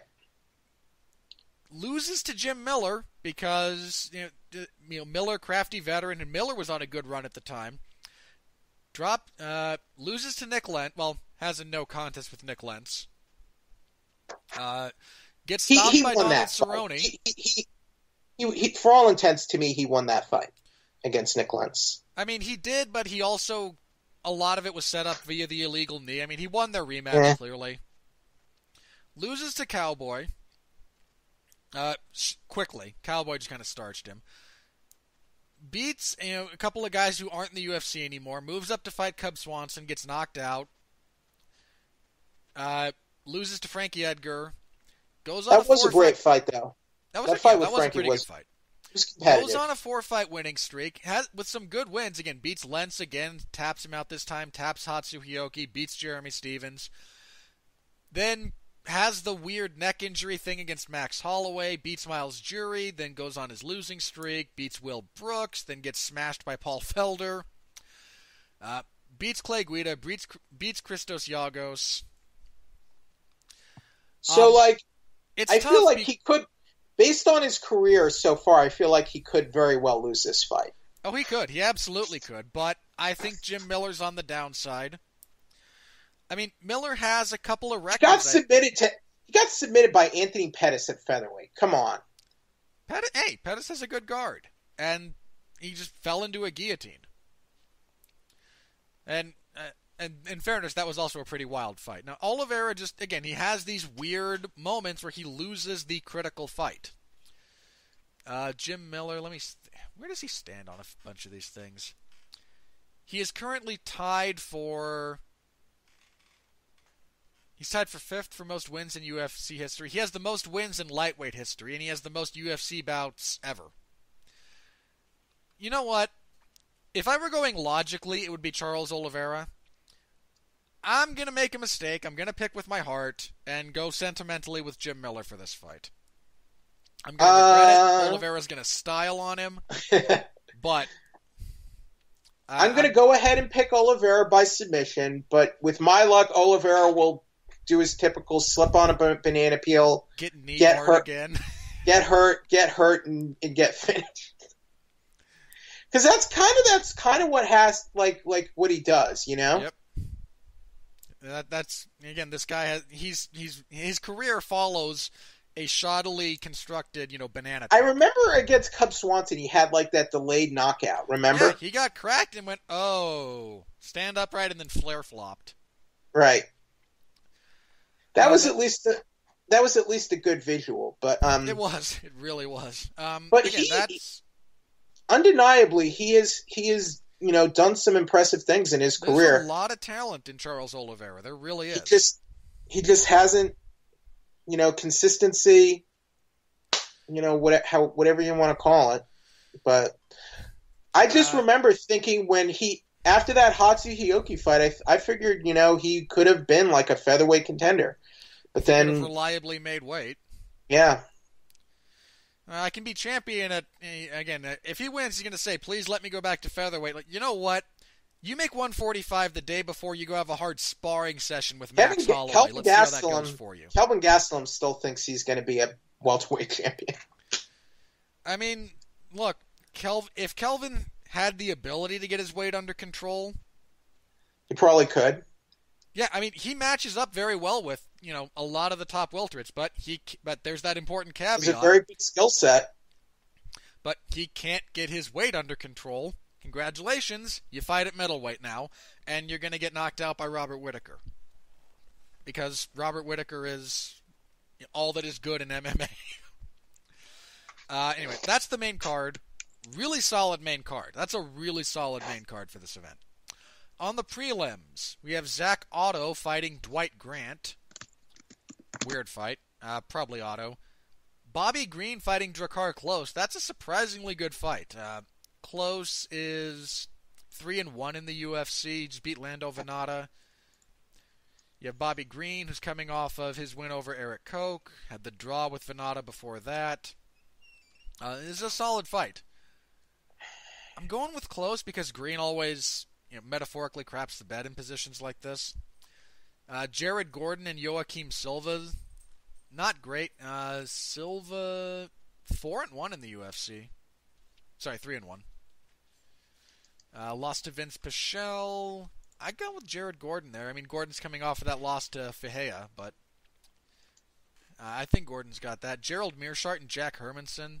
That's a pretty good fight. Meerschaert beat Oscar Pihonta, Eric Spicely, lost to Santos. He's only lost to Santos in the UFC. And Hermansson's a solid guy. Again, that's a pretty solid fight. I kind of go... God, that's so tough. That goes into the second round. It's Hermansson's. Dan Ige will fight Jordan Griffin. That's a weird fight. Yeah, that's a really weird fight. Ige. Seems like a gimme. Jessica Rose Clark will fight Andrea Lee. Let's see. Lee. Lee's on a good winning streak, jeez. I mean, I like Andrea Lee. She probably takes this fight. But that's not a bad fight. On Fight Pass, Adam Milstead will fight Mike Rodriguez. Yay, light heavyweights. By which I mean, kill me. Probably Milstead. I don't remember much about Rodriguez. Oh, this is Milstead. He lost the Jordan Johnson fight. Didn't he get his knee destroyed by Curtis Blades? Yeah. Trevor Smith will fight Zach Cummings. This isn't Cummings' debut at middleweight, is it? I want to say he was at... Yeah, it is. He was at welterweight for his entire UFC run coming into this. I'll go with Smith. And at heavyweight, because once again, kill me, we have Chris De La Rocha, who just broke his 2-fight losing streak in the UFC to go 1-2 by beating Rashad Coulter, of all people. He's fighting Juan Adams. This is kind of a gimme for De La Rocha, but it's heavyweight, so he could slip on the proverbial banana peel, and Juan Adams will take it. Alright, Jeff again. Great main card. Not so much for the prelims. Anything stick out to you? Anything you want to touch on? Bobby Green versus Drakkar Klose, I think, is a decent fight, at least. Yeah, that's good. Yeah. I mean, Drakkar Klose, let's see. 3-1 in the UFC, not a world beater. Green is just... Green had a really good run at one point, and then he just kind of had a sort of run of bad luck. Let's see. He had some really bad luck. He had a couple of injuries. He had some personal stuff that really derailed him. And in fairness, if you can all look up what he went through, and it didn't. Some of it was just family related, but that's still that's nasty. He was the guy who got choked out by Dan Lozon in that really goofy fight at the second Affliction pay-per-view. Remember that? Yeah. Dan Lozon, as in Jeff Lozon's brother. Sure. Kind of came back, rallied back, came to Strikeforce, lost there's a lot that's good about Bobby Green's game. Yeah, and he kind of evolved into a really well-rounded, impressive fighter. And then just had that kind of... I like Bobby Green, so I hope he has a good fight with Drakkar Klose and gets... And he's coming off a win, so I hope he... See, it's his first fight. It's been almost a year since his last fight. He did fight earlier in the year, so hopefully he'll have a good fight here and good performance. Beat Eric Koch. Remember him?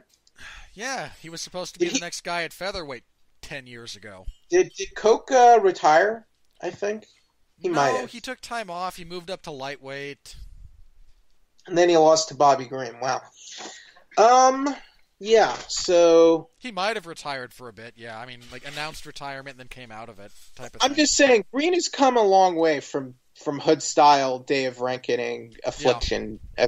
So, I'm kind of pulling for him, and I hope he has a good performance here. That's fair. So that's the main one.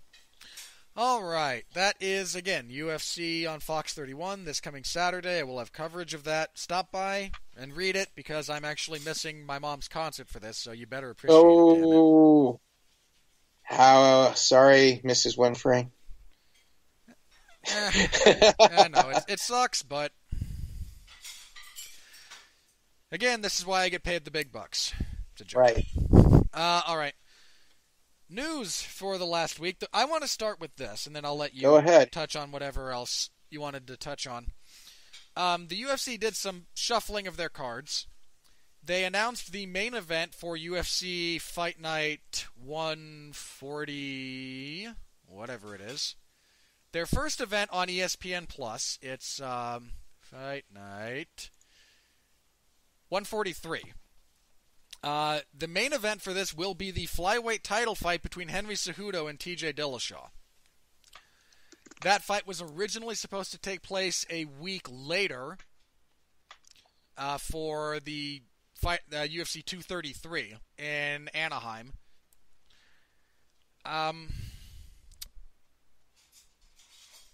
Let me put it like this. The UFC pretty clearly wants to put or ESPN wants them to put fights of value on this streaming platform, which is fine if you're going to have people paying for, per month for this. Give them value. It's understandable. Cejudo versus Dillashaw made more sense in Anaheim. These are two guys with deep ties to the California community. These are two guys from the area who've trained in the area with so local connections on pay-per-view, getting pay-per-view points, which they would both get because they're both champions. They moved it because they couldn't find another main event for that card.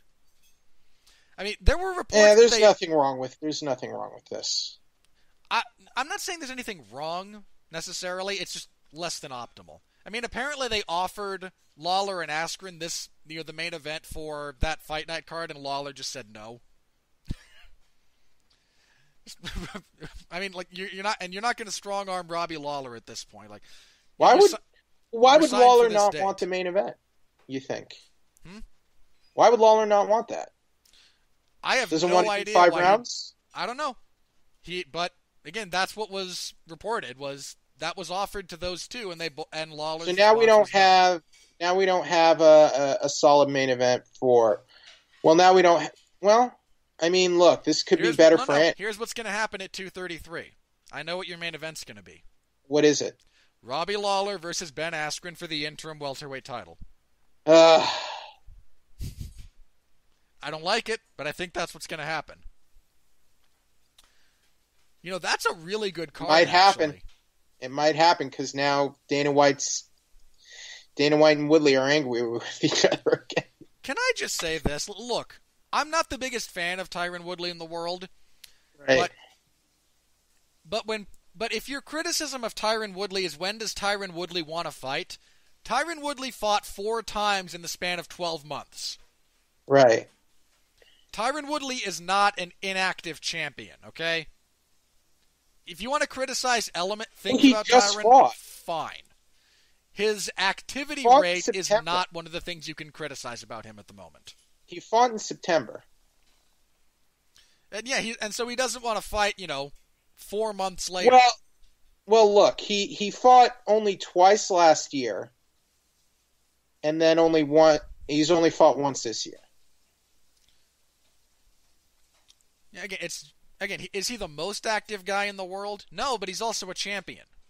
And and champions have different realities around training and preparation than the run. I just don't know why it's so hard to put this fight with Covington together. I think at the moment Woodley's dealing with some kind of. Didn't he have hand surgery? He apparently has a thumb injury. I don't know. He had something that he was just healing up. Yeah, I guess I don't know. Look, I don't think he's afraid of Covington. I think he just isn't willing to fight, period, on the UFC's timetable at the moment because he wants to heal whatever injury he's got. All right. So anyway, look forward to 233, Lawler versus Askren for the interim title. Just don't be surprised. Well, Dana White screwed up by anointing Woodley the number 1 contender when Hendricks failed to make it to UFC 192. That's on you, Dana White. So you have no one to blame but yourself. Okay, you may not want to talk a lot about this. I will leave that to your discretion, but the other major, I think, news story that came out this week is pursuant to, once again, Fight Night 143. Okay. Which will see the UFC debut of Greg Hardy. Oh. And it's on the same card as Rachel Ostovich versus Paige Van Zandt. Now, for those who might necessarily not be familiar with with why that might be a thing. Greg Hardy, for those of you who don't know, was drummed out of the NFL for, among other things, domestic violence issues. Now, he seems to have been, trying to better himself and dealing with that, and I have a very, very, very dim view of people who commit domestic violence. That's one of the lowest things you can do. Well, I agree. However, again, I also don't. It's something that should. It's something that should hang over your head, but it's also not something that should disqualify you from being able to continue living, especially Floyd Mayweather. Let's not talk about Floyd. Floyd Mayweather. I'd rather Floyd not discuss Mayweather. Floyd Mayweather. Floyd Mayweather. Floyd Mayweather. Floyd Mayweather. Floyd Mayweather. Floyd Mayweather. Floyd Mayweather's a terrible person. We all know this. Now, again, there's always... Floyd Mayweather. The point being, there's always going to be Floyd controversy Mayweather. around Greg Hardy over that, and to a degree there should be. Again, I'm going to be honest. I don't really have a problem with him fighting. I don't really have a problem with him in the UFC. Not a decision I would make. If people are going to allow Floyd Mayweather's existence, there's nothing wrong with this. And I'm look, sorry. Again, let me be clear about this. If you personally will never watch Greg Hardy fight, fine. That's fair. I have no problem with that. And but again, we can't socially allow and justify Floyd Mayweather's existence and then bemoan Greg Hardy. I'm sorry. It's the same thing with Kevin Hart to me. Kevin, like, the same people who supported and defended James Gunn are the ones who are condemning and bemoaning Kevin Hart right now. And over the exact same things. And I can't fathom that. So if you're going to tolerate Floyd Mayweather's existence as a pay-per-view main eventer and a pay-per-view star making all kinds of money ever. Biggest single pay-per-view star ever. Then you can't be upset about UFC promoting Greg Hardy. Now, I'm sorry. Hang on. Here's my point about this. This is one of those things that I'm happy to let the market decide. Again, if you out there listening to this will not watch an event that Greg Hardy's on, fair. Completely fair. I don't blame you one bit. All Dana White should have done to those reporters is just say Floyd Mayweather. That's all he should have done. I mean, that's one of the things he should have done. But, and hang on. He should have just said Floyd Mayweather and nothing else. The other, the reason this is drawing... No, Robert, tell me something. Does Floyd not have multiple domestic violence charges and serve jail time for one? I believe he did. I mean, you could say Mike Tyson, too, but the UFC likes Mike Tyson. A lot of people, Cartoon Network likes Mike Tyson. They gave him a TV show. Or, I mean, if you want to delve into the political sphere, just say Bill Clinton. Like, and again, our crappy culture not... Hang on. Look, this is the thing about outrage culture. It's always selective about what we're outraged about. So, again, hang on. The other half of this that's drawing controversy is Rachel Ostovich was nearly, and might still be, in fact, pulled from this card after her, I believe, husband, because she was hyphenating her name for a while, really beat the crap out of her. She still has a bruised, if not fractured, orbital bone that's healing. Quite frankly, I heard she did not actually have an orbital bone, or it was misdiagnosed. Well, again, bruised. I imagine that if she passed a medical, it was just bruised rather than broken. Here's my issue with this. My issue here is that Rachel Ostovich is still on the card, and it just doesn't seem like a good idea right now. Yeah, I mean, there's an event the week after this one. There's 4 events in February, and there's 5 in March. If you put Greg Hardy on the prelims of a UFC event in Brazil, that's not even my problem. That's not my problem. Isn't even the Greg Hardy thing. My concern is more for Rachel. Should Rachel Ostovich even be fighting right now? That's my main concern. It's a concern of mine as well. Unfortunately, the only thing I can do is say if she passes the physicals and wants to fight, what else can I say? I have no idea I have no idea about her thoughts on the matter. I mean, Dana White says she's okay with it. I don't know. I mean, here's my point. Here's my point about all this. Even assuming that that's true, and I'm not going to give Dana White the full benefit of the doubt, but for the sake of argument, assuming that's true and she is okay with this, right. It's still a bad PR move from an optics standpoint.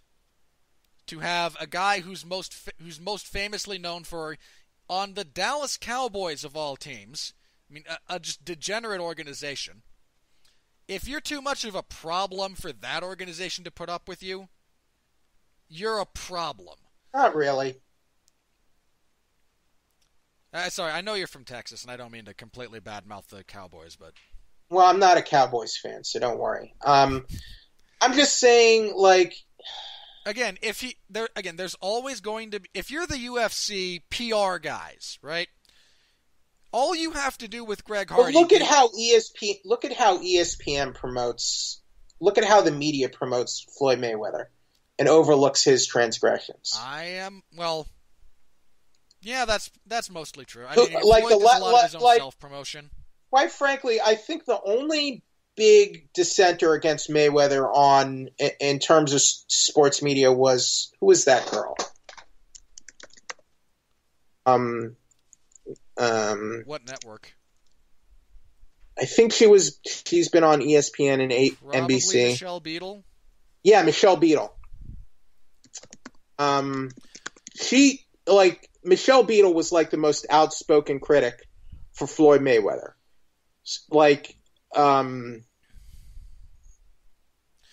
Because look, and you know what? Nothing she said was wrong, right? To the best of my knowledge, she was not inaccurate in her statement. And I can empathize with her views in wanting to separate herself from people who promote and support Mayweather. But you can't quite frankly, you can't like go shame on you Dana White, shame on you UFC, and at the same time prop up the likes of Floyd Mayweather, which the media does. Oh yeah. And that's what it's the hypocrisy that annoys me. Oh yeah, it's a big thing. And I mean, again, for me, it's just all you had to do to avoid optics here. If you're going to set precedents that, okay, someone who committed such acts is not persona non grata, then you can't go shame on you UFC for doing the same thing. I'm sorry. Now, I don't have a problem with the UFC hiring Greg Hardy. I don't. Putting him on the same card as a victim of domestic violence. Yeah, that's just bad optics. Like, it just doesn't look right. I mean, to me, all that's just the media looking for sensational headlines. That's all that is. Well, some of it, yes, but this is also so easy to avoid. Headlines and looking for attention. That's all it really is. Well, then the UFC... Because if we're gonna take this sanctimonious, holier-than-thou attitude, then Floyd Mayweather should not be a pay-per-view partner. He should not be promoted on pay-per-view at all. Mike Tyson shouldn't get a cartoon, even an adult cartoon on Adult Swim, if we're going to be like this, Look, there's things that I would like there's steps on the ladder here that I know where my personal line is about this. I'm not even taking a moral stance on this necessarily. My concern is Rachel Ostovich. I don't feel like she should be fighting right now. That's my concern. That's fair. I mean, again, for me, it's just based on what I read happened to her, like getting in the cage and throwing hands with another person is just not something she should be. Like, because to me, there are serious mental concerns after going through the trauma of what she went through. Because that sounds like her husband almost murdered her, is what it sounds like. Well, she's not the first one to do that. I mean, the crazy thing. Then look, we can talk if you want to have a discussion about how this pertains to our culture at large. Set that aside for a moment. There's a surprisingly high number of female MMA fighters who have competed months after some kind of physical trauma like this. I mean, Andrea Lee's fighting... I mean, if you want... Look, at some point, you're going to have... If you're a fighter and you want to fight, you're going to have to fight again, right? Yeah. So, I mean, But this happened to Rachel fairly recently, right, Robert? Like, when was the incident? A couple of weeks ago. So this event is and this event is set for, let me see, January 19th. It just feels too fresh. It feels too fresh and too soon to me. I mean, we just talked about Andrea Lee fighting on next week's card not that long ago. Her husband with the swastika tattooed on him, assaulted her. Jessica Rose Clark competed a few months after her house was she home when her house was broken into or not? I can't remember. I mean, that's a little different to me. I genuinely can't remember if she was. To me, my issue is the severity of what happened to Rachel. That's the severe. Like, it sounded like what happened to her sounded horrendous. And I don't mean to downplay this at all. If you just read the medical report, if you want a horror story of a medical report, look up what Jeremy Stevens did to Team Alpha Emmett, Josh Emmett. Read his medical report, man. That sounds like he was in a car wreck at 50 miles an hour. Right. So my concern is more about not putting Greg Hardy on here. Is that Rachel Ostovich probably shouldn't be fighting right now? Which is a fair concern. That's my feeling on this whole matter. Do I understand the whole bad optics thing? Yes, even though I think it's stupid and trumped up. I understand you to me, but if you're gonna be angry about someone like Greg Hardy fighting, you can't be okay with Floyd Mayweather. You can't. There's no justification. To me, you either allow it or you don't. And people allow Floyd Mayweather's existence when everything about his existence says he should be persona non grata. If we're going to be ultra sensitive about all these type of things, right? Yeah. That's assuming that. And if we're going to be angry about Kevin Hart, then you shouldn't defend James Gunn either. I'm sorry. Yeah. To be fair, I defended both of them, and I don't even like Kevin Hart. I just thought. I thought what happened to him was just beyond stupid. It was garbage. I'm sorry. And again, not a fan of Kevin Hart. At all. Look, I understand why they made that decision with James Gunn, but which whatever. I also didn't agree with, for the record. Whatever. Our crappy culture is what it is. So anyway, there's that. Social media, they had nothing to say. They had nothing to say. The last thing I wanted to mention briefly about this. Dana White threw one of his famous temper tantrums. Just all he had to do was say Floyd Mayweather. That's all he had to do. Even if you don't want to say that, and here's the crazy thing about this to me. The question that was asked that set him off was not even specifically about Greg Hardy. Dana White was asked, just does the UFC have a message to victims of domestic violence? Now, don't get me wrong, it's not hard to read between the lines about why that's being asked. Look, the media's hang on. Trying to create spicy headlines. Yes, but they're trying to create clickbait. Hang on. But if you know that's what they're doing, how do you not just have a canned response to that? Because you're Dana White. Again, which is a problem. All he had to do was say Floyd Mayweather. That's all he had to do. You either say Floyd Mayweather, or you say or you just say something like, anyone who suffered through domestic violence and come out the other end of it is an incredibly strong person, and we extend our sympathies, or something like that. There's a reason you have departments that come up with responses to questions like that. I'm just saying, there's a reason you have canned responses to questions like that, so you don't do what Dana White did. Floyd Mayweather is an easier, compact, and concise response. All right. Anyway, moving on from that, what else was in the news that we should talk about here, Jeff? I'm so angry right now. Cowboy signed for a fight. That should make you feel better. Who is he fighting? Alex Hernandez. Actually, at that Fight Night 143. At lightweight or welterweight? Lightweight. So he's moving back down. He said he was. If he's moving, I'm fine with him moving back down. I just hope he's ready, to move back, to do the weight cut again, because he has been fighting at welterweight a while. I'm okay with this fight, but come on, UFC. Cowboy versus Gagey. Don't make me beg. Don't make me beg. Come on. How awesome would that fight be? I agree, but maybe you don't want to make that fight for his first fight after cutting weight again. Fair enough. I mean, and look, if either one of them didn't want it, fine. Like, I'm not going to put a gun to their head and say you must Justin fight. Gaethje might want a bigger fight, you know?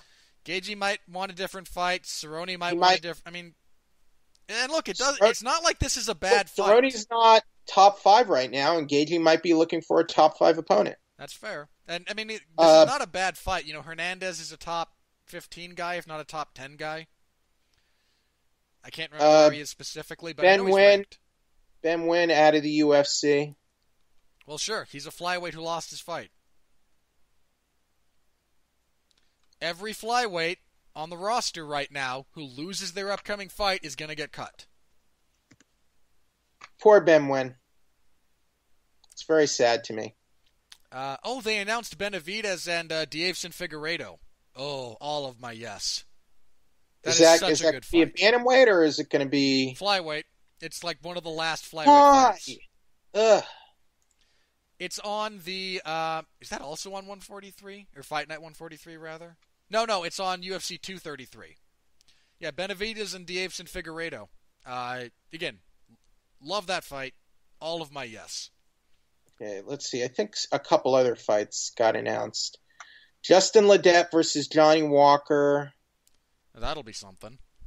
Kai Kara-France versus Raulian Paiva will be at flyweight at UFC 234.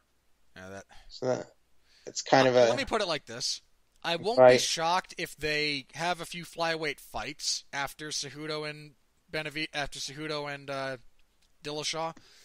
I don't think they're keeping the division as... I mean, after the UFC abolished the lightweight division, following the draw between BJ Penn and Caol Uno. Oh. They still had lightweight fights. Here's a big fight. UFC 235 will be Nick Diaz versus George Masvidal, which is, as of now, the fight is happening. There's no way that fight actually happens. Well, just not. It's booked. It's booked to happen right now. Okay, that's fair. That's not a fight that's going to happen. Tentatively, the fight might happen. How about that? Fair enough. I mean, look, Nick hasn't fought in over 3 years. Almost, if that happens, it will be over 4 years. Okay. Since his last fight, give or take. He hasn't won a fight since 2011. He's in the he's not even training right now. And then you have Masvidal, who, much as I kind of enjoy his fights at times... This is a good matchup for both guys, all things. This is just not a... that's one of those fights that you put it down on paper and you just look at it and go, there's no way this actually survives until fight night. There's just no way. It might. Let me put it like this. I hope it does, but I don't think it will. See, Diaz last fought Anderson Silva in January, almost 4 years ago. January 31st, 2015. A little over a month, just a little over a month shy of being 4 years. Insane. We'll see. So I don't think that fight happens. Well, it's not the worst. If it does, it's not the worst fight in the world. It's really not.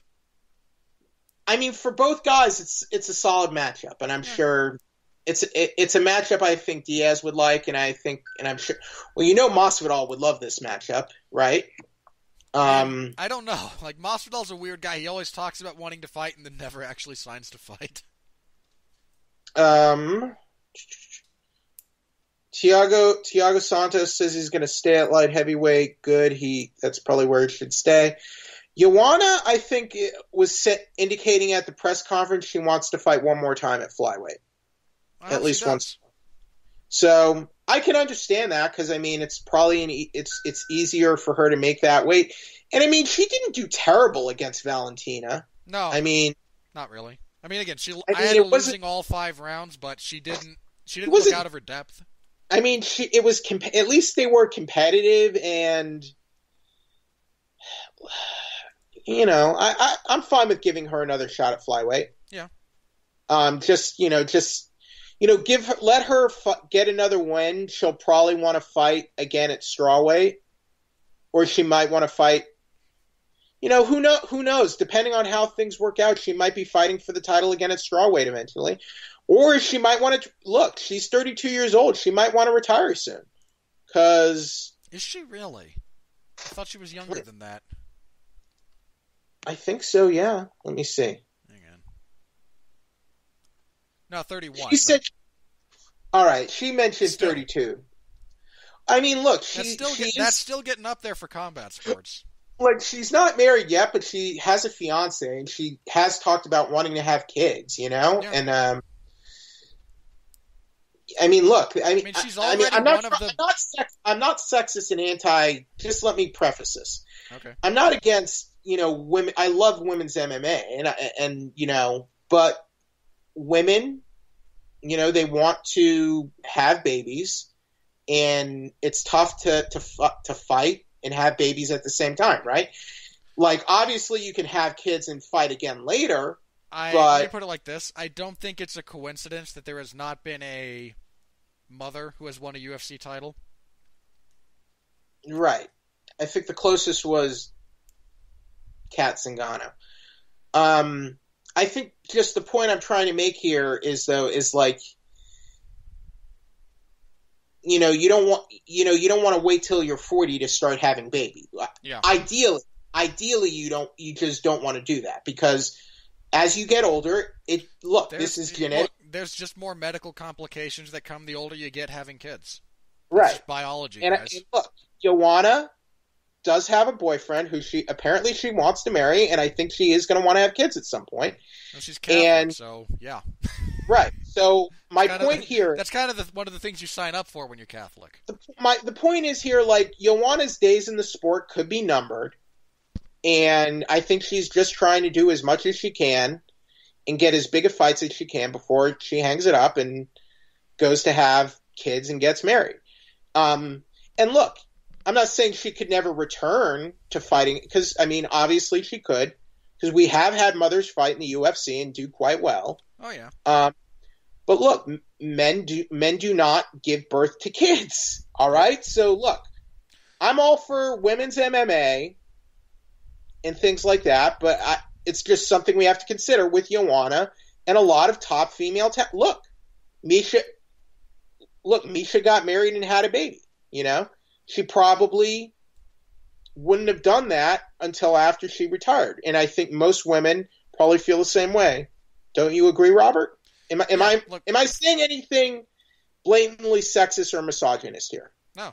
Of course, at this point in our culture, stating biological facts can be construed as sexist, misogynistic. Right. My point is, I'm fine with Joanna doing what she wants to do until she decides. And I'm only saying this because I feel like in the past she's mentioned wanting to have babies at some point. So, yeah, I think people have asked her about her post-fighting life, and she's brought that up. And yeah, and again, if that's what she wants to do, more power to her. And look again. If she wanted to do that and then at one point return to fighting, look, Michelle Watterson, she's a great fighter and she's a mother. I mean, there's nothing to say she can never.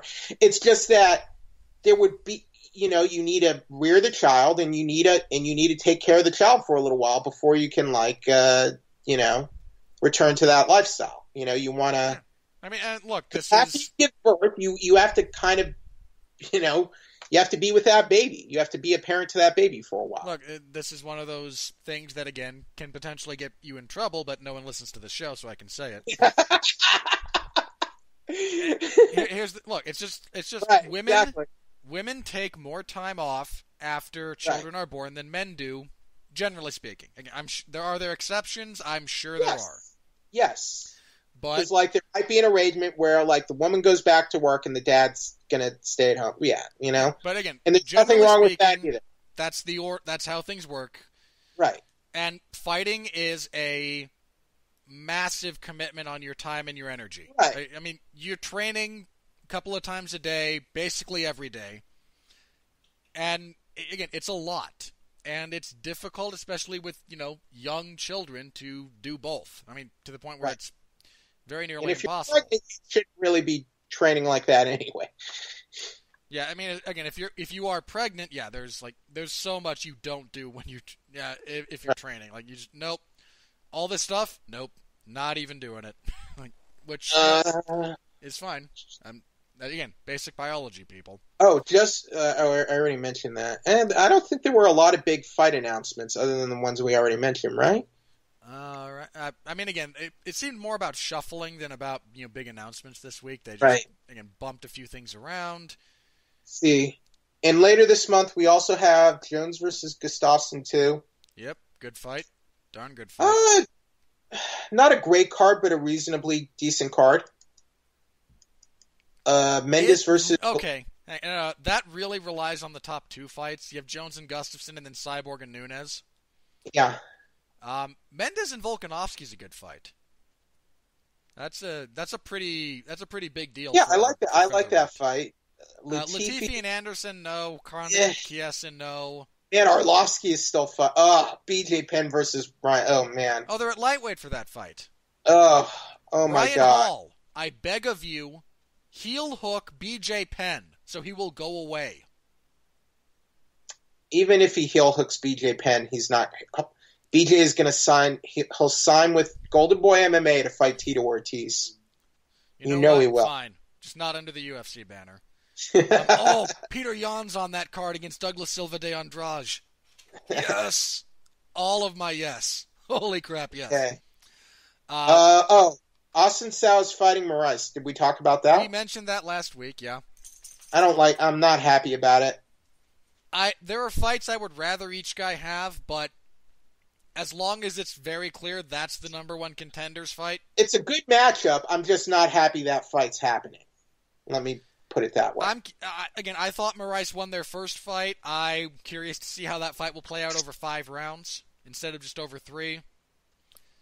As long as the winner of that fight gets the next bantamweight title shot, okay, I can live with it. So Whittaker versus Gastelum will headline February 10th in Melbourne, Australia. So good for Whittaker. He's getting he's finally neither of them falls out.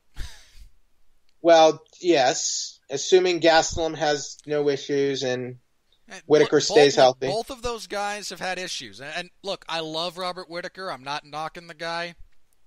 But these guys have both had issues like that in the past. And did we address how Dana White confirmed that Adesanya versus Anderson Silva is a title eliminator? I think Dana White's lying through his teeth. Look, you know what? If you want to see a public execution, put Whittaker in there. It's not like Anderson's going to win. I don't think Anderson's going to beat Adesanya, and I don't think Adesanya should be fighting for the belt yet. I think he needs a win over a top 5 guy. It's 2 months from now. How did they not have a single fight for ESPN 1? The first ESPN fight? Because... that's actual ESPN. That's not even ESPN straight Plus. Straight up ESPN. And the only bout they've announced is a women's flyweight one between Lauren Murphy and Ashley Evans Smith. Arguably, should they not have a title fight for this card? Don't you think? I mean, if they're putting a title fight on ESPN Plus, they should probably have a title fight on ESPN. Who could? This is why they're angry at Woodley. Maybe they wanted him to fight on ESPN. Let's see. Could be Cormier. See, Dillashaw's already fighting on ESPN Plus. Yeah, do you have Dillashaw and Cejudo? Khabib has his For the love of all that's holy, Nevada. Look, how about I solve all of this? You find Khabib, you find Conor, you retroactively suspend them for 3 months to the incident. Let's all move on with our lives. Well, stop the bureaucratic BS around this. That's not how bureaucracies work, Robert. I know, that's why I hate them. Me too. Man, so it's like... So Rose is hurt. Cormier is hurt. Look, can I just say, though, Amanda's fighting. Hang on. This can't happen, but Cormier versus Lesnar on ESPN1 would be something. Right. So again, so you don't have Cormier. You're probably not gonna. You're not gonna have Jones or Gustafsson after their fight. That's too close to it. See, this is Whittaker. My problem. This is my problem with the fact that they killed flyweight, and they're having Dillashaw. They're having the bantamweight champion fight the flyweight champion for the flyweight title. So hang on. So Dillashaw's out. So hang on. Woodley's out. Khabib's Jones currently is fighting. Suspended. Holloway just fought, but you might be able to swing something with Max. That'd be close, but you might be able to do it, depending on his medicals after this fight. Dillashaw's fighting Cejudo. Cyborg's fighting Nunes. Woodley has the hand injury. Hang on, Cyborg's fighting Nunes. Shevchenko just fought, and yeah, they're kind of screwed on that. Interim title fights, here we come, baby. Yeah, they might just book some sort of interim title. They'll put Darren Till versus Carlos Condit for the fun welterweight title. No, They get the fun title. Condit's not going to beat Michael Chiesa, let's be honest. Condit's not going to beat anybody anymore, but it would be fun, wouldn't it? I'm just saying, I feel like we need a big fight look, this is the first ESPN card for the UFC. I mean, look what they did for their first fight on Fox. Yeah, they do need a big fight for that. 10 years ago, whoever would have imagined a UFC event on ESPN? It just seems like we would want a title fight here. If not a title fight, some really big fight. To me, Dominic Cruz versus Marlon Moraes would have been perfect for this card, but reasons. Not happy. Hopefully they'll be able to come together here, but that's supposed to be February 17th. There's nothing really announced for that card. That's something to keep an eye on. Yeah, this is another reason why I think they need to cut down the amount of pay-per-views next year. They really need to think about that or do something. The ESPN Plus 3 is going to be in that's the one in Prague. That's February 23rd. That's a lovely city, Prague.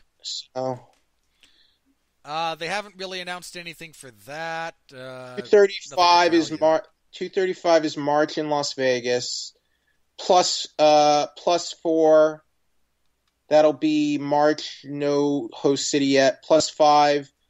Man, they're doing a lot. They're doing a lot of these ESPN Plus cards, Robert. They're doing a lot. They're doing a lot. All of their stuff on ESPN Plus for that streaming service is basically taking over what they were doing on Fox Sports 1. They're doing a lot on that platform. I'm probably gonna be missing a lot of these then, because it's just like I don't want to subscribe. Stream. Excuse me.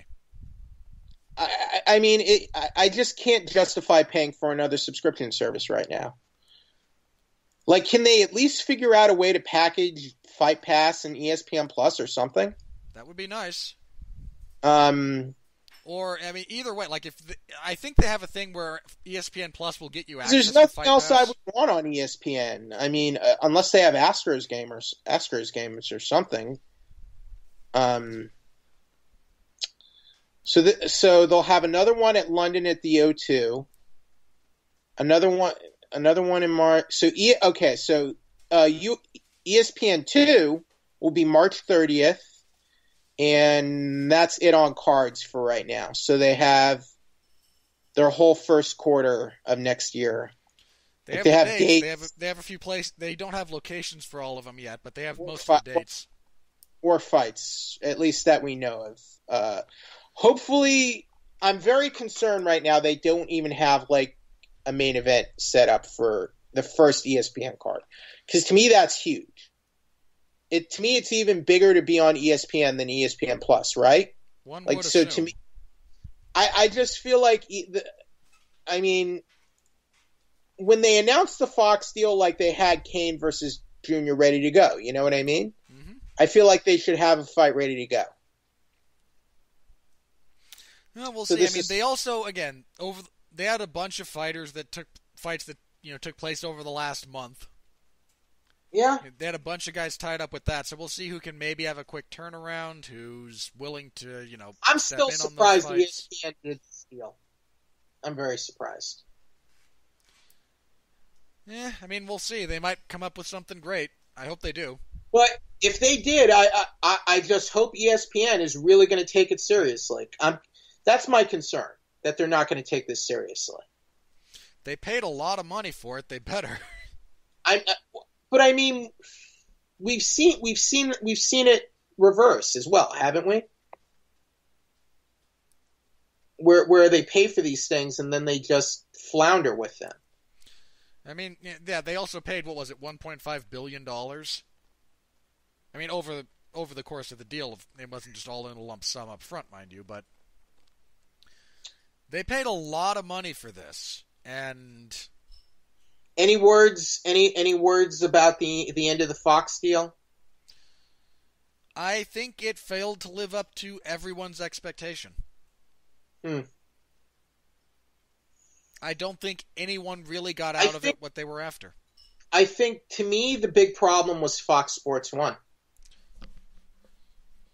I mean, again, Fox clearly wanted the UFC as the building block for Fox Sports 1 as a brand, as a channel.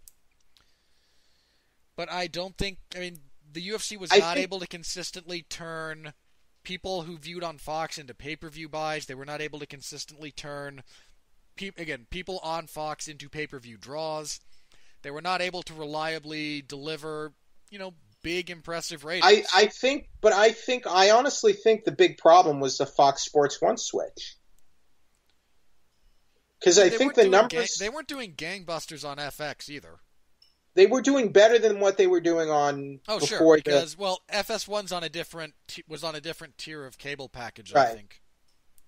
But they were automatically in less homes on FS1. So I think FS1 is what really hurt this deal. Am I wrong to say that?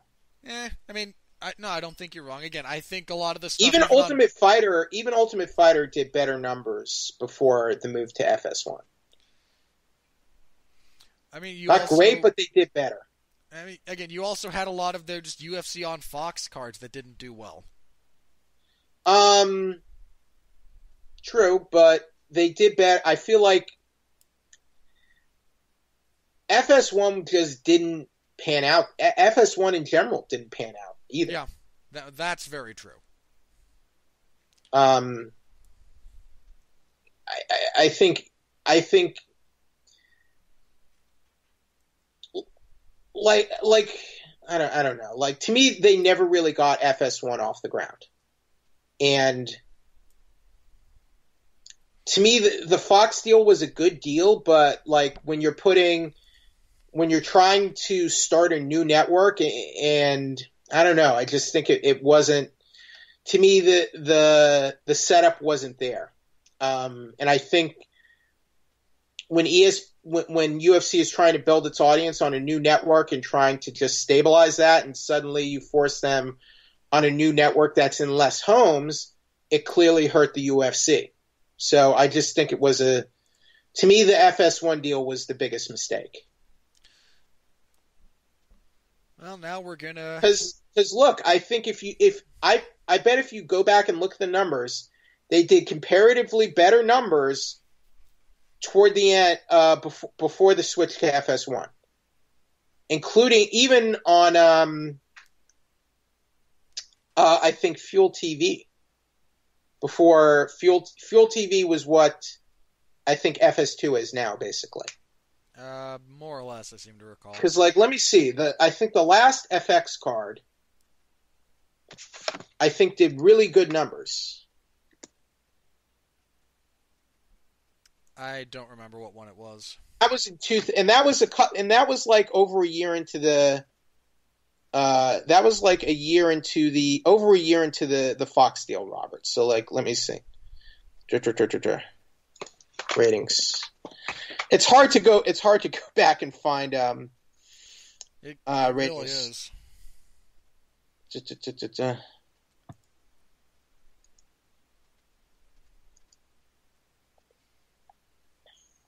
Okay.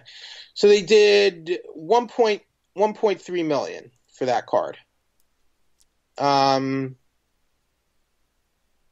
Like Belfort versus Bisping did like 1.86 million. So I don't think they're even pulling numbers like that on FS1 now. I'd have to look up the trajectory. I'm sure someone's done it, like just a graph of all the ratings over time and where they've trended and whatnot. But just my feeling though was that they were starting to kind of pull more respectable numbers after kind of like some growing pains, and then they did the FS1 switch, and I feel like it didn't help. It did not help, basically. That's just my overview of the situation. I'm genuinely curious as to what FS1 does once they no longer have UFC But do content. you think Fox brought any positive production elements to the UFC at all? Probably no, because they kept all the production in house. Did they? The majority of it. I think they altered a bit of some of their methodology. They put up an analyst desk like most major sports do. I mean, Fox brought them some more exposure, but they still open crap with Face the Pain. I mean, they did that for a long time on FS1 cards. I thought UFC Tonight was good.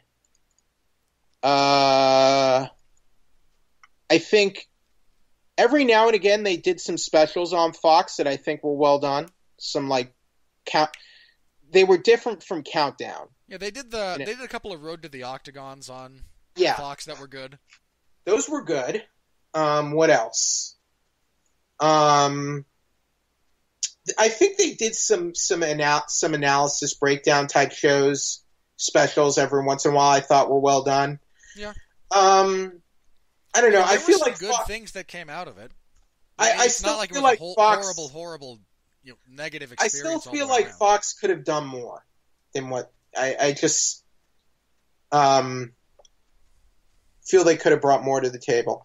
Of course, the Ron Perlman voiceovers did happen under the Fox era. Oh, thank heavens! Those are the best. Those are just the best. And more Ruby of Rose. those. More of those. No more Face the Pain. So I think there was some good atmosphere. There was some good shoulder programming now and again, I think. There probably was. I didn't watch a whole lot of it. But... I did get to visit the UFC studio in Fox Sports 1. And I was well treated, and I can't complain about that. This was in the Kenny Florian, Todd Harris era, though. So this was, this was like in the first year, basically. I want to say 2012 or 13. So, and I mean, the people there at Fox Sports, I mean, they were good people. They were good workers. So I just think Fox Sports was not a good deal. Fox Sports 1. Again, we'll see. I mean, it's going to be interesting to see how they do now that Is ESPN even doing well right now? I don't know. I'm not familiar enough with the specifics, but it's going to be interesting to see how the UFC does with 80% of their content behind a paywall. I'm very concerned about it, but we'll see. And look, I think streaming is going to wind up being the future. I mean, I'm going to give away your business deal of the future right here for everyone listening. The first group that is able to bundle streaming services like you do cable TV right now is going to clean up. Absolutely going to clean up. If you get all those deals in place and you offer a Comcast deal that will bundle Netflix with Disney Plus, with ESPN Plus, with isn't VRV similar to that kind of? Yeah, there's a few services loosely exploring the idea, but whoever gets that nailed all right. down. Well, I'll just give you an example. Like VRV is like let's see, it includes Crunchyroll, High Dive, Cartoon Hangover. So kind of small time outfits, niche outfits, right?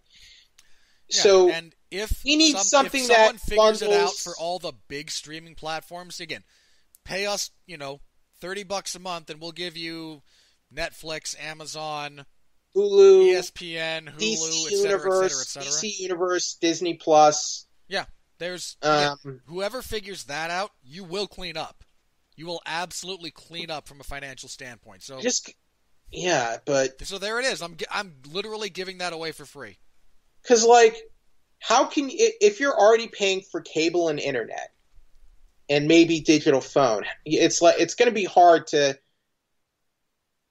Plus, whatever, like, let's say you might be a fan of WWE and have WWE Network, or you're a wrestling fan and you have New Japan World. It's going to be hard to like put in just keep putting in subscriptions. Let's say you have Movie Pass and you're paying however much for that, or AMC Movie Club or whatever. How do you justify just pumping money? Everyone's going to wind up picking and choosing what they want. And again, whoever figures out how to negotiate the deal that will get you 4 or 5 different major streaming outlets for one price a month is going to make I love UFC and MMA, but why would I want to pay for ESPN Plus just for that? It's not when UFC already has their own subscription service. Like, it doesn't. Are they phasing out Fight Pass cards or what? Like, I mean, what's going on there? I don't think they're phasing them out at all. I think they will continue to happen. It's kind of it's rough. It is. It's rough. It absolutely is. But look, it might be. Look, for all I know, this could work out very well for the UFC. But just from a consumer standpoint, it's like, I'm a little iffy on all this. I mean, it already has. It's already given them the ability to basically not to be able to pay off the at least interest payments for that horrible buyout deal. Right. For the next few years. Because that's a big thing, man. Well, whatever money they get from this, I hope some of it will benefit the fighters to some degree. Boy, that'd be nice. UFC got $1.5 billion. Not a dime of it was negotiated or going to the fighters. Apparently, the Performance Institute is good, and that has helped. I've never been into one of them, so I can't speak to that. But like, apparently, the PI gives them like free nutrition work, like free meals, a place to train, but there's only one in Las Vegas right now. Not all the fighters live in Las Vegas, so there's that. They're looking at opening one in China, right? I think that was announced. One in China and 3 in Mexico, according to Dana White. They won't put 3 in Mexico. He says they want 3 in Mexico. That's what they want. All he wants to say. They'll get 1, maybe. Well, he says they wouldn't be like the same as the one in Vegas. They'd be smaller. Oh, so just a UFC branded gym. All right. I mean, they already have those, but yeah. Anyway, that's all I have for this week. Alrighty. That's going to go ahead and do it for us, I think. So, Jeff, what would you like to plug? So, tomorrow I'm seeing Mary Poppins Returns. I don't know why that's happening. Money. I don't know why this is happening. A PG-13 version of Deadpool. I'm seeing that on Tuesday. Money. Because a bunch of morons wanted it. Hey, look, the whole cut's going to be like 30 minutes long. But, like, are you really going to make that much more money with a PG-13 Deadpool? Apparently they are. Because, I mean, I feel like all the 13-year-olds who wanted to see it probably saw it anyway the first time. One would assume, but if you can sell the same thing twice and all you have to do is pay somebody to just edit it down, why wouldn't you? I mean, they are literally, Fox is getting paid twice for the same thing. Well, I'm seeing it Tuesday. I don't know what to expect from this. Bear in mind, I didn't like Deadpool. I didn't like Deadpool 2, so I think I think a PG-13 cut of it is just stupid. Thursday I'm seeing Bumblebee. I don't know if Bumblebee will be a great movie, but it does look worlds better than anything Michael Bay has done with the franchise, and I think that is such damning with faint praise. But I This mean, is the best if it's, Transformers movie. Well, howdy. Boy, isn't well, that just a great achievement. I mean, arguably it is it not? Because No, the Transformers movies sucked. All of them. well, look, yes. So if we can finally get one that's decent now, isn't that good? Isn't that good for the franchise? No, I think the franchise is screwed. Why? I mean, the last major Transformers movie underperformed at the box office and I think arguably lost money. What if this one gets really good reviews and does well? You need both of those things. If both of those things happen, it might breathe new life into the franchise. And I hope it does. So all right, well, I'm cautiously optimistic, and I'm seeing the movie all later. All I'm saying is, if the good news coming out of it is, boy, it's the best Transformers movie. Yeah. More exciting, I will be talking to the cast of Dragon Ball Super this week, so be on the lookout for that. Also, if you go to games, I went to a press briefing for BioWare's Anthem, sort of a controversial title right now. So check out my write-up of that event, something in the gaming space. But yeah, so check that out. Thank you, Robert. All right, I'll see you next week, Jeff. Bye-bye. All right, as for me, I don't think I have a movie this week. I will double-check with Mark, but I don't think anything came out that we'll be reviewing, so yay. This Thursday, though, I will be part of a TV party tonight that will have a review of Season 1 and 2 of Netflix's Castlevania anime.